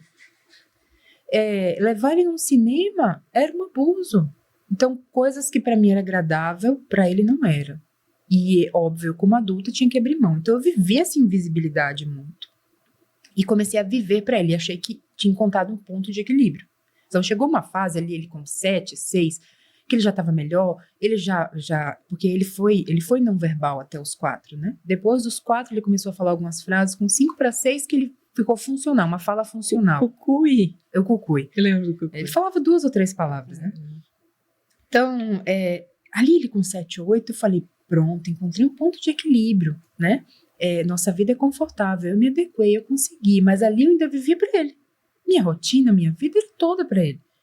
Tudo que eu fazia era em prol dele. Até as minhas primeiras formações na área dentro da terapia, o primeiro pensamento era, para aplicar em Noah, porque o que ele não consegue aplicar fora, eu vou aplicar dentro. Virou a mãe terapeuta. A mãe exatamente. Terapeuta, né? Mas, no meu ponto de vista, na minha maturidade da época, eu tinha encontrado um ponto de equilíbrio. Mas ainda vivia uma invisibilidade ali e vivia para ele. Eu vivia ele. Tudo isso mudou quando Deus me deu o Olavo, que é o meu segundo filho, que é o meu presente de Deus. Porque quando o Olavo chegou, eu pensei, meu Deus, será que eu vou amar esse filho? Toda mãe pensa isso, né? Mas será que eu vou amar esse filho como eu amo Noah? Porque Noah não é Noah. Noah é minha vida, eu falava, né? E era. E eu pensava, e como que eu vou dividir? E aquilo, né, já me toma tanto tempo, e eu já faço tanto, como que eu vou fazer pro outro? E aí chegou o Olavo no meio de Pandemia. Ele é um bebê de pandemia, né, inicialmente. Foi uma gravidez extremamente isolada, porque a gente estava fechado dentro de casa. Vivia nós 4, né? Eu, ele, meu marido, eu, Noah, meu marido e o Olavo na barriga. E o Olavo chegou disruptivo, bichinho, porque o que Noah não era, o Olavo é. Né? Porque é bem assim, Yin Yang, né? Ele é solar, ele é leão. Ele faz aniversário quase comigo, tá? Eu sou a bandinda, né? A gente trocou muito na pandemia. Ele assumiu algumas coisas do Benjamin. Exato. Então, assim, como eu vivia muito para Noah, e Noah era um bebê oposto, ele era muito tranquilo. Noah dormia sozinho, dormia horas, ele era no mundo dele desde bebê. Então, eu vivia a maternidade inicial de Noah, aquele bebê tranquilo. Eu falava, meu bebê tranquilo. Uhum. Olavo chegou, chorou o primeiro mês inteiro. Fez um escândalo dentro de casa. Inclusive, eu ficava mais preocupada com Noah do que com o Olavo. Eu falava para ele, filho, como tá para você ser irmão? Tá muito difícil? Ele falava, olha, mãe, tá mais fácil do que eu imaginava. Mas é um pouquinho difícil. Ele é uma E eu ficava nessa mediação o tempo todo, naquela angústia, né? Então, os 3 primeiros meses ali foi aquela angústia de não querer que o Olavo incomodasse o Noah. Esse era o meu medo. E daí, na hora que as fichas foi caindo, que eu fui percebendo que a realidade de Olavo era uma, de Noah era outra. E que eu não ia poder só mais viver por uma. E que eu também não ia poder só viver por o outro, que eu tinha que viver pelos dois e por mim. Porque eu tinha que mostrar para eles o que era viver.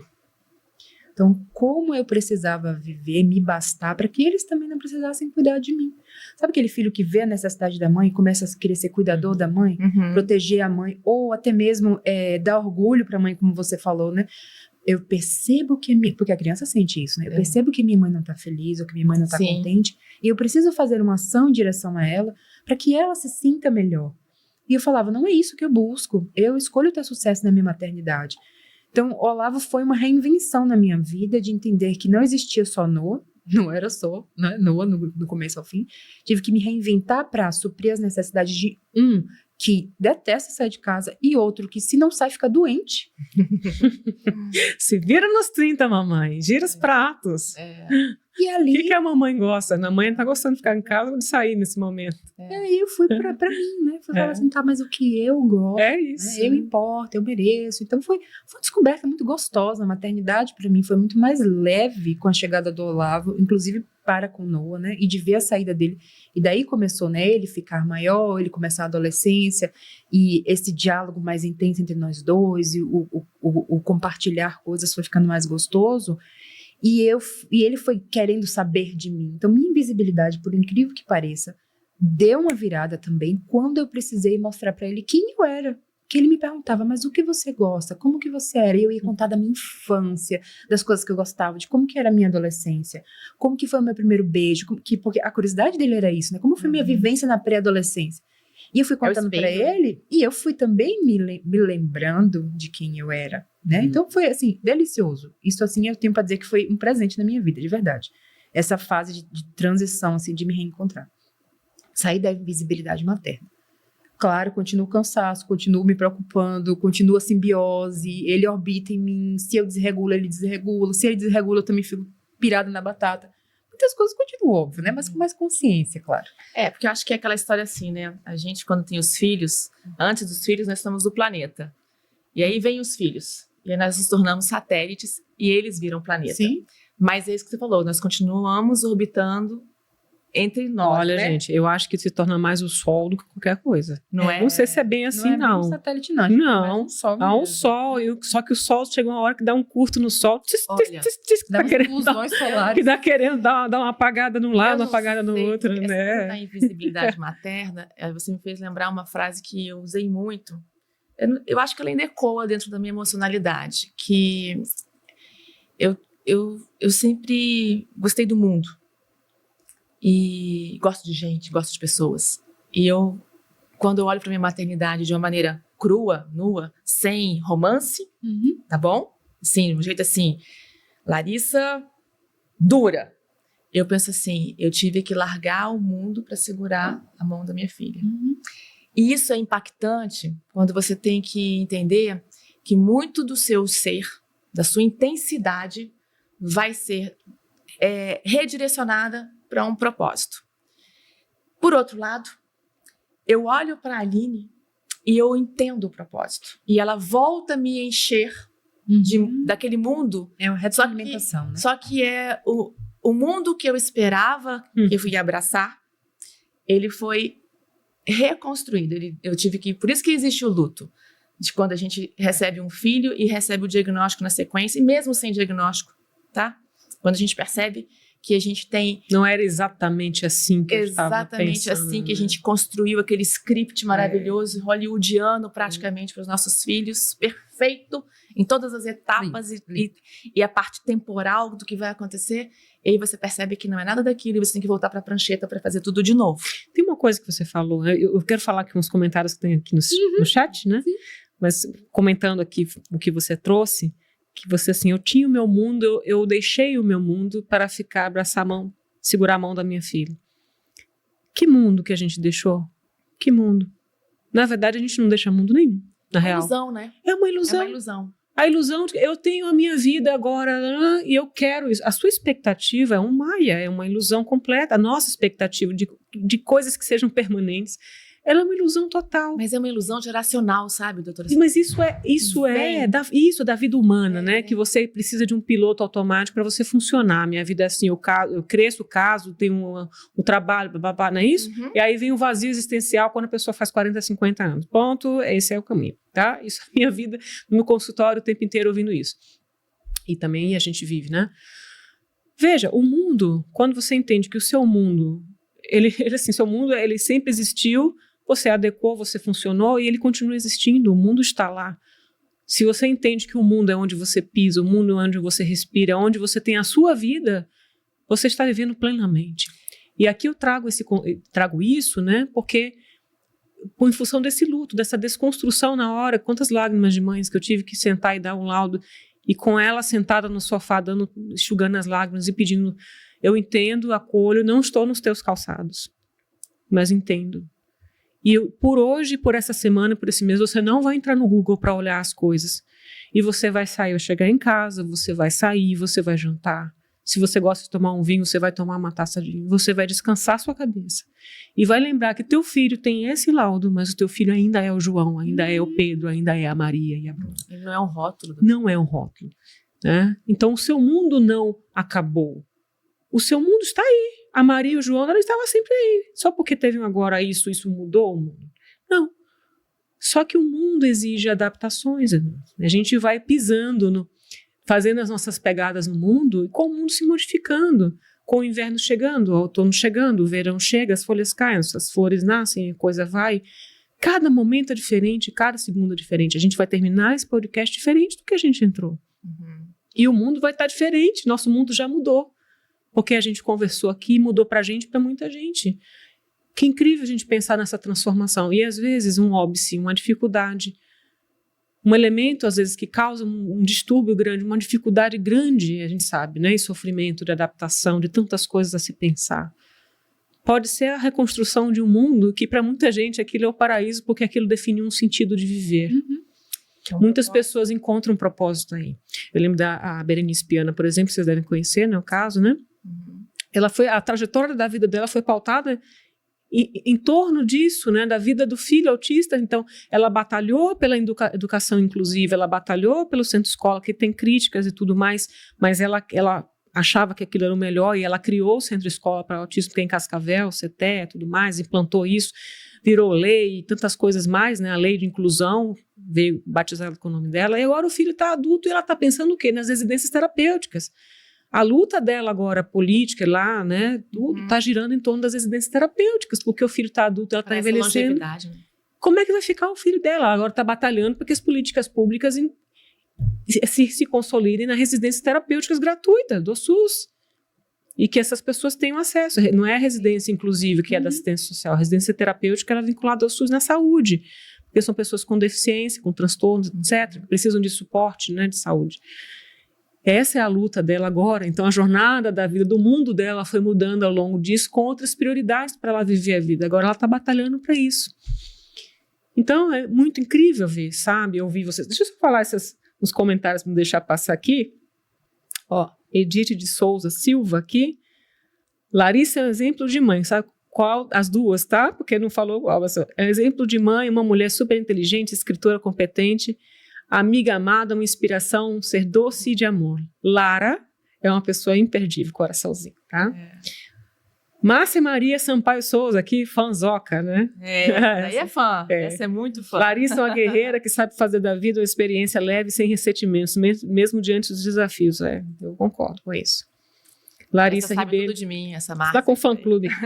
Larissa Ribeiro, uma mulher incrível com todos os desafios da vida, possui um alto astral, um brilho incomparável. Uma mulher excepcional.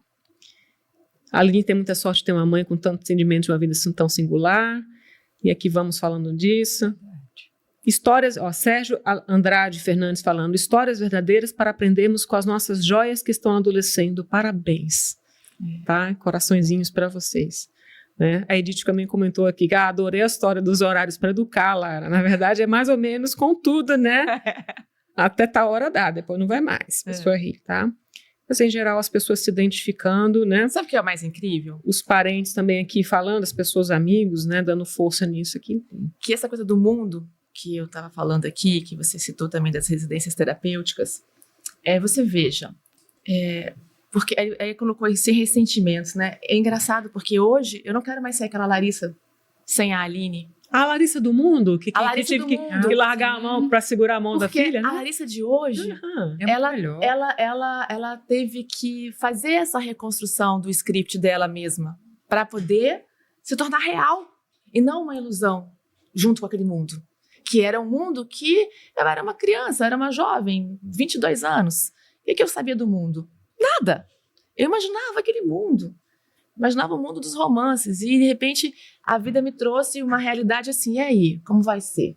Então, hoje, a Larissa que está sentada aqui com vocês, com certeza é uma Larissa que não precisa mais daquele mundo, porque parou de se validar pelo mundo. É uma construção emocional de muito treinamento também, né, Larissa? Com certeza. E a gente só tá aqui hoje, gente, porque palmilhou toda essa história, tá? Hoje, que eu digo aqui, hoje agora, por exemplo, quantas coisas tiveram que acontecer em nossas vidas para a gente estar aqui agora, nesse momento. Falamos de algumas pessoas que fizeram ponte, histórias que se conectam já desde lá de trás, livros que surgem, pessoas que se conectam, estúdio que já conhece, pessoas que estão aqui.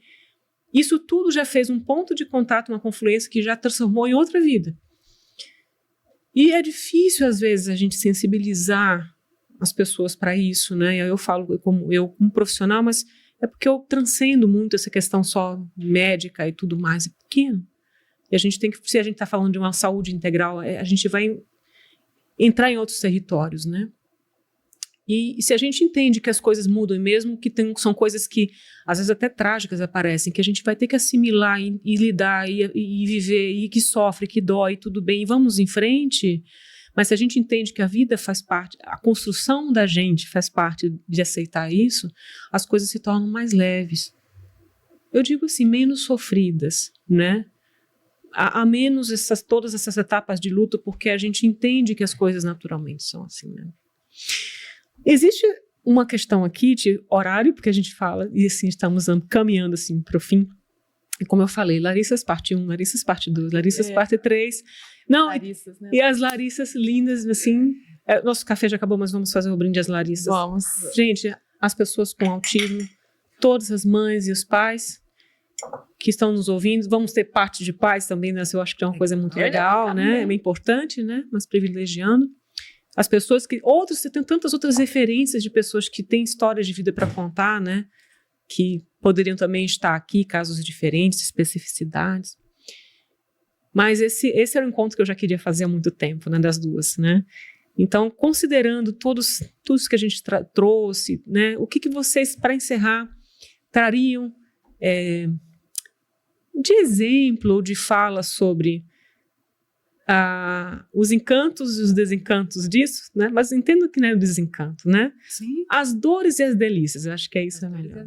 As dores e as delícias dessa jornada de vocês. Eu queria que vocês, cada uma, falasse sobre isso, para a gente encerrar a parte 1.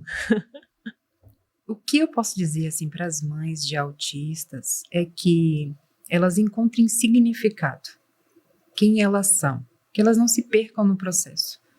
Deixa passar o luto, a dor, o drama, e que depois disso, quando essa maré baixar, que elas encontrem entender que a existência delas vale a pena, que elas merecem, que elas precisam ser vistas, para que ela não se perca no processo mesmo. Então, separar as coisas, né? Uma coisa é uma coisa, outra coisa, como dizia minha avó. Você é mãe de autista, vai sempre ser o suporte do teu filho, ele vai, de certa forma, estar sempre orbitando ao seu redor, mas você também existe, você precisa existir. E que a tua melhora vai também impactar muito no filho. Então, quando a gente cuida da saúde mental, nossa, como mãe, impacta no filho. O filho sente, percebe e se ajusta a essa realidade, né? Então, a mudança principal de Noah em relação ao mundo, a tudo, é a forma também como eu atuo. Porque se eu estou desorganizada, se eu não tenho conhecimento de mim, né, e não passo isso para ele, ele também vai se perdendo, né, em muitas coisas, desculpa. Vai se perdendo também em muitas coisas. Então, essa é uma jornada que eu vivi, que eu falo para todas as mães que eu tenho contato, né, vá se buscar, vá se conhecer, vá renovar os seus votos consigo mesma. Onde? Vida. Com quem? Fala assim, vai para onde, né? Por exemplo, precisa de um psicólogo? Procure. Sim, precisa de um psiquiatra? Procure. Não, é assim, às vezes a pessoa olha, ela tem uma névoa mental sobre isso, que ela não consegue nem saber, ela não sabe nem para onde ela vai. Com tal nível de isolamento, sofrimento e falta de rede, que ela olha para frente e ela não vê perspectiva. Onde você pode buscar ajuda? A assistente social pode te ajudar? O psicólogo pode te ajudar? Um terapeuta integrativo? Eu não falei as formações, né? Esqueci, né? Terapeuta integrativa, cirurgiã e dentista, né? Mas que fontes você pode buscar? Espiritualidade, na sua espiritualidade, em um ponto, em um hobby que você tem uma oportunidade de fazer, em uma janela de tempo que você conseguiu na semana para você ter um momento para você. Quais são as possibilidades de você ter uns respiros, né? De você respirar nesse meio do caminho e se encontrar e se ajustar nessa jornada de maneira a ser uma jornada para e passo com o teu filho, né? Então, não há uma solidão nesse sentido total. Você olha, não tem ninguém, nada. Não funciona assim. Se você olha a natureza, só de tudo que tem, você está cercado de vida, sufocado de vida o tempo inteiro. Estamos aqui. Tem profissional. Profissionais estão aqui. Pessoas não têm rede, vamos buscar ter rede. Como é que eu posso fazer para ter uma rede? Onde eu vou buscar? Em grupos de pais, em grupos aqui. Existem questões públicas, não é tudo pago não, gente. Existem questões. Centros de convivência, tá? Eu trago, porque muitas vezes a gente está falando de uma realidade X, mas tem uma realidade aquela mãe lá. Nível 3, batendo, agressivo, não consegue frequentar a escola, é só ela e a criança, o pai se largou, não tem ninguém, só ela e a pessoa que está ficando cada vez mais velha, mais forte, e mais agressivo e mais difícil, e a pessoa está colapsando. Não fique sozinho nisso, não fique sozinho, busque. Existem pessoas que estão junto com você nessa. Só que se você não sair de casa, você não vai encontrar essas pessoas. Então procure, nós estamos aqui. Nós estamos aqui. Né? Exatamente. Larissa, acho que uma porta de saída pode ser o esporte. Esporte. O esporte. Arte, dança. Mas o esporte, eu acho ele sensacional porque ele acaba te dando propósitos quase que inerentes a si mesmo, sabe? Assim, você vai jogar um tênis, você vai precisar de um parceiro, você vai para uma natação, você pode até cair numa piscina para nadar sozinha, mas você vai precisar de uma pessoa fora responsável, um instrutor. Então, o esporte acaba abrindo algumas portas saudáveis. Grupos de caminhada, que às vezes é o que a gente tem disponível. Grupos. Né? Então, assim, isso eu falo tanto para a família quanto para a pessoa autista, né? Eu sempre aposto muito nessa portal, esporte. Eu acho que geralmente você encontra um ambiente saudável mentalmente e fisicamente, porque é muito assim, como nossos filhos são muito permeáveis ao ambiente, então geralmente no esporte você encontra pessoas que têm ali ou pelo menos uma intenção de equilibrar corpo e mente, sabe? Porque o que é a alegria? Vocês perguntaram, o que é a alegria? Para mim, numa frase curta, é um estado de consciência. Então, muitas vezes, a alegria é um estado de consciência de eu estar aqui com vocês. Situacional, pontual, e eu estou feliz, eu estou alegre aqui nesse momento, de verdade. Meu coração, ele está no ritmo cardíaco que me promove uma sensação cerebral e emocional de arrepios, como a borboletinha lá do Noah, porque eu tenho aqui um estado de consciência alegre. E então, você buscar ambientes que promovam esse estado de consciência é o primeiro passo de sair da invisibilidade. Eu nunca me senti invisível, mas eu entendo que não sou a maioria mesmo. As mães e muitas... e existem também, inclusive, muitas mães que não são mães atípicas, né? Vamos colocar assim, mães de todo o universo, que também são invisíveis na sua jornada. Sim. Eu nunca me senti invisível, mas eu me entendo como uma privilegiada. Talvez porque e olha que a minha rede de apoio está toda longe de mim. Aqui em Foz do Iguaçu é meu marido, minha filha e eu, os doguinhos, e as famílias amigas que nos acolheram como pessoas do nosso coração. E que essas pessoas se tornam referência aqui e lá em Brasília, lá em Curitiba, no Rio de Janeiro, em São Paulo, que foram pessoas que foram entrando na nossa vida, que fizeram comentários aí no chat, justamente porque olharam para a gente. Eu te vejo, eu vejo sua filha, e mais que eu te vejo, eu te aceito. Eu quero você também na minha vida. E esse ambiente ajuda a gente com as nossas pessoas autistas dentro de casa para fazer essa transição para a vida adulta, porque eu vejo que a Aline se sente pertencente a essas pessoas que eu acabei de citar, que a gente faz as pontes. A essa família maior. Família. Né? Não só são com sangue, amigos, não só de família. sangue, porque Família. os meus pais, meus irmãos me dão, né, e com seus pares me dão um acolhimento de amor verdadeiro, é real. E eu acho que por isso que eu também nunca tive essa coisa da invisibilidade, eu me sinto muito acolhida. Existe uma diversidade nisso, né? E eu trago esse outro horizonte porque eu convivo com isso muito, né? Isso que eu ia falar, né? Porque eu vejo essa construção sua de autoconsciência, que é uma construção, né? Uhum. De se perguntar, por exemplo, o que é alegria? Quando eu me sinto alegre? Por que eu me sinto alegre? Isso não é comum, é como você falou, eu sou privilegiada. A maioria das mães não tem inteligência emocional construída para ir para esse lugar, né, de busca. Uhum. Então, quando eu digo assim, não se perca, nem de fazer movimentos fora ainda, fazer movimentos dentro. Pra cima. De lembrar, tá, então quem que sou eu, né? Aonde que eu me perdi? Ou então tive a sensação de estar perdida dentro dessa maternidade.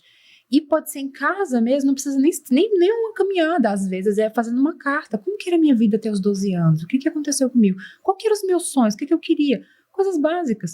Ou lembrar de coisas que deixou de fazer depois da maternidade. Vou dar um exemplo meu. Eu sempre amei quebra-cabeça. Adorava quebra-cabeça. E por muitos anos eu deixei de fazer quebra-cabeça. Porque eu tinha medo de perder as peças, naquele vucu-vucu de ser mãe, né? 2, porque nunca foi interesse de Noah. E eu queria fazer coisas que eram do interesse dele. E depois que eu percebi isso, depois de muito tempo, eu pensei, não, mas isso faz parte de mim, eu amo fazer isso. E daí todo mês eu compro um quebra-cabeça e faço, né? Uhum. Abro um vinho, boto uma taça de vinho, uma música, os meninos dormindo, e eu fico ali fazendo o quebra-cabeça horas, e aquilo ali me preenche, porque faz parte de mim. Então, Mafalda, que é uma das minhas personagens prediletas, né? Fez parte da minha adolescência, a Mafalda. E eu tenho a camiseta dela, eu tenho algumas coisas assim que são características minhas, que faz parte de mim, da minha Larissa. Que eu fui resgatando isso na vida adulta, que se perdeu lá atrás por conta de uma maternidade que olhava só para a necessidade dele, não para as minhas. Então, não é nem ainda ir para a terapia. Não é ainda nem esse ponto. É de você entender que você se perdeu, ou que você ficou invisível, ou que você está em sofrimento, e de que você é muito mais que isso. Você não é só o seu sofrimento. Eu busco, assim, uno essas coisas, né, essas falas de vocês brilhantes, né, mas, assim, no meu pensamento, passando no meu pensamento as lembranças dos rostos das mães, as faces das mães, dos pais também, às vezes o casal, né, vivendo aquilo. E eu sei, né, e eu tô falando aqui diretamente para você que tá vendo a gente aqui, eu sei que muitas vezes você não tem dinheiro, você vive com uma bolsa auxílio. Sim. Você não tem casa própria. O marido foi embora. Você fica sozinho. O menino é agressivo. A menina, né, não tem convívio social. A vida depende de você 24 horas. Você não consegue ter vida. Você não consegue respirar. Você não consegue fazer nada além disso e que você olha para frente e fala qual é o sentido. É essa pessoa que eu estou falando, que tem uma névoa mental, que ela está perdida às vezes em um desespero, que embota. Essa pessoa está embotada assim, eu só sobrevivo, eu acordo, faço e volto. Não enxerga a luz no fim do túnel. Porque é muito difícil, você não tem uma rede, não tem amigos, não tem um apoio. Já comecei a me enclausurar junto e fechar junto com a pessoa dentro daquele universo. Para essa pessoa que eu estou dizendo o seguinte, quando você não consegue pensar por si, porque a vida parece estar em um desespero, em um fundo de poço tão grande, lembre-se que existe, minha amiga Vivian falou isso para mim uma época, né? Sempre existe mola no fundo do poço, gente. Foi o que a Vivian falou para mim, faça isso que você está fazendo há muitos anos e você será uma mola no fundo do poço das famílias. Olha aqui, Vivian, onde eu estou. Espero estar sendo uma mola boa, né? Ou uma molinha, uma mola. Mas veja, você não está conseguindo fazer isso por si, procure ajuda, gente. Sim. Não fique sozinha em casa, matutando, tá? Até às vezes, para ela entender o que ela é ou era, Precisa de um apoio, né? A pessoa diz, eu não tenho renda para procurar um psiquiatra, um psicólogo, uma coisa mais. E se eu tiver, eu vou investir no meu filho, não em mim. E aí começa isso. Tem isso também. Mas existem redes de apoio, e não estou falando, as redes de apoio existem e nem todas são pagas, são coisas gratuitas e são oferecidas, e grupos de apoio, pessoas, grupos de pais, inclusive online. Então não se perca nessa ilusão de que sua vida perdeu sentido porque você tem uma pessoa dependente para sempre, vida que sua vida acabou ali, não acabou. A sua vida, o seu mundo está ali. O seu mundo é isso aqui e pode ser diferente a partir do momento em que você tira o véu de que você está invisível. Se abra para o mundo, gente. Mães que estão ouvindo isso, pais que estão ouvindo isso, mas aquelas mães que estão lá em casa, ó, em sofrimento, em tudo, que não sabe mais o que fazer, desespero, bate porta em porta, filas intermináveis no SUS. Puxem o véu, que não existe, tá? Esse véu não existe, esse véu é mental. Mas vamos fazer essa encenação de puxar esse véu e colocar o rosto para fora da janela para respirar. E ver essas pessoas que estão aqui falando e outras pessoas, os grupos de pais, tantas coisas que tem por aí, tá? Você não está sozinha. Nós temos trabalho a fazer. Tem grupos de trabalho aqui buscando alternativas. E é assim que nós vamos crescendo, né? Não vamos ser perfeitas, não vamos fazer 100% as coisas, vamos viver um dia de cada vez, muitas vezes. Mas nesse sentido, vamos buscar fazer o nosso melhor e tentando não se perder nesse caminho, né? Com suporte, com muito amor, muito afeto, se descobrindo, né? No meio das pecinhas de peças de quebra-cabeça, que aliás é o símbolo, né? Exatamente. Curiosamente né? Que? Lá. Quebra-cabeça. Mas as outras mães que nos escutam, que estão aqui, que escutem essas falas como uma fala de esperança, tá? E lembre, vocês não estão sozinhas, vocês não estão sozinhas. Ah, estou sozinha sim, não está. Tire o véu, põe a cabeça para fora da janela, procure ajuda. A internet está aí, se você buscar grupo de apoio, tem um monte. Então, só online. E presencialmente a gente tem esporte, tem arte, tem grupo de caminhada, grupo disso, daquilo, tá? Tem falas, tem assistentes sociais, tem psicólogos, tem acolhimento, tem serviços de saúde mental, não são perfeitos, mas existem, tá? Quer dizer, se colocar em movimento, né? Há uma necessidade da pessoa se colocar para ter isso. Porque se ela também se isola e não quer ir, e entra no sofrimento, e o sofrimento encapsula. Tem pessoas que precisam de que a gente pegue na mão, né? Espero que essas mães... Tem pessoas? Muitas pessoas, né? Inumeráveis. Você perguntou das dores e das delícias, né? Eu acho que a dor, ela sempre é um processo, né? E não é uma atividade. É um processo que tem começo, meio e fim. E que depois ela gera uma delícia. A delícia ela gera, é o ciclo das coisas. Exato, porque é o movimento. E a dor, ela vai gerar uma delícia a partir do momento que você tem o despertar dessa consciência, dessa travessia, dessa jornada constituída da dor. Dor e delícia. A mãe que está sofrendo, ela vai precisar, muitas vezes, da mola, mas como ela não sabe qual é o nível do fundo do poço que essa mola... Ou não sabe nem que é mola. Gente. Nem sabe, daí ela vai precisar de alguém que faça essa catapulta, sabe? Que faça essa... E aí ela vai botar a cara no sol. Mas às vezes a depressão, o desânimo, o cansaço já tá tão instalado que ela nem...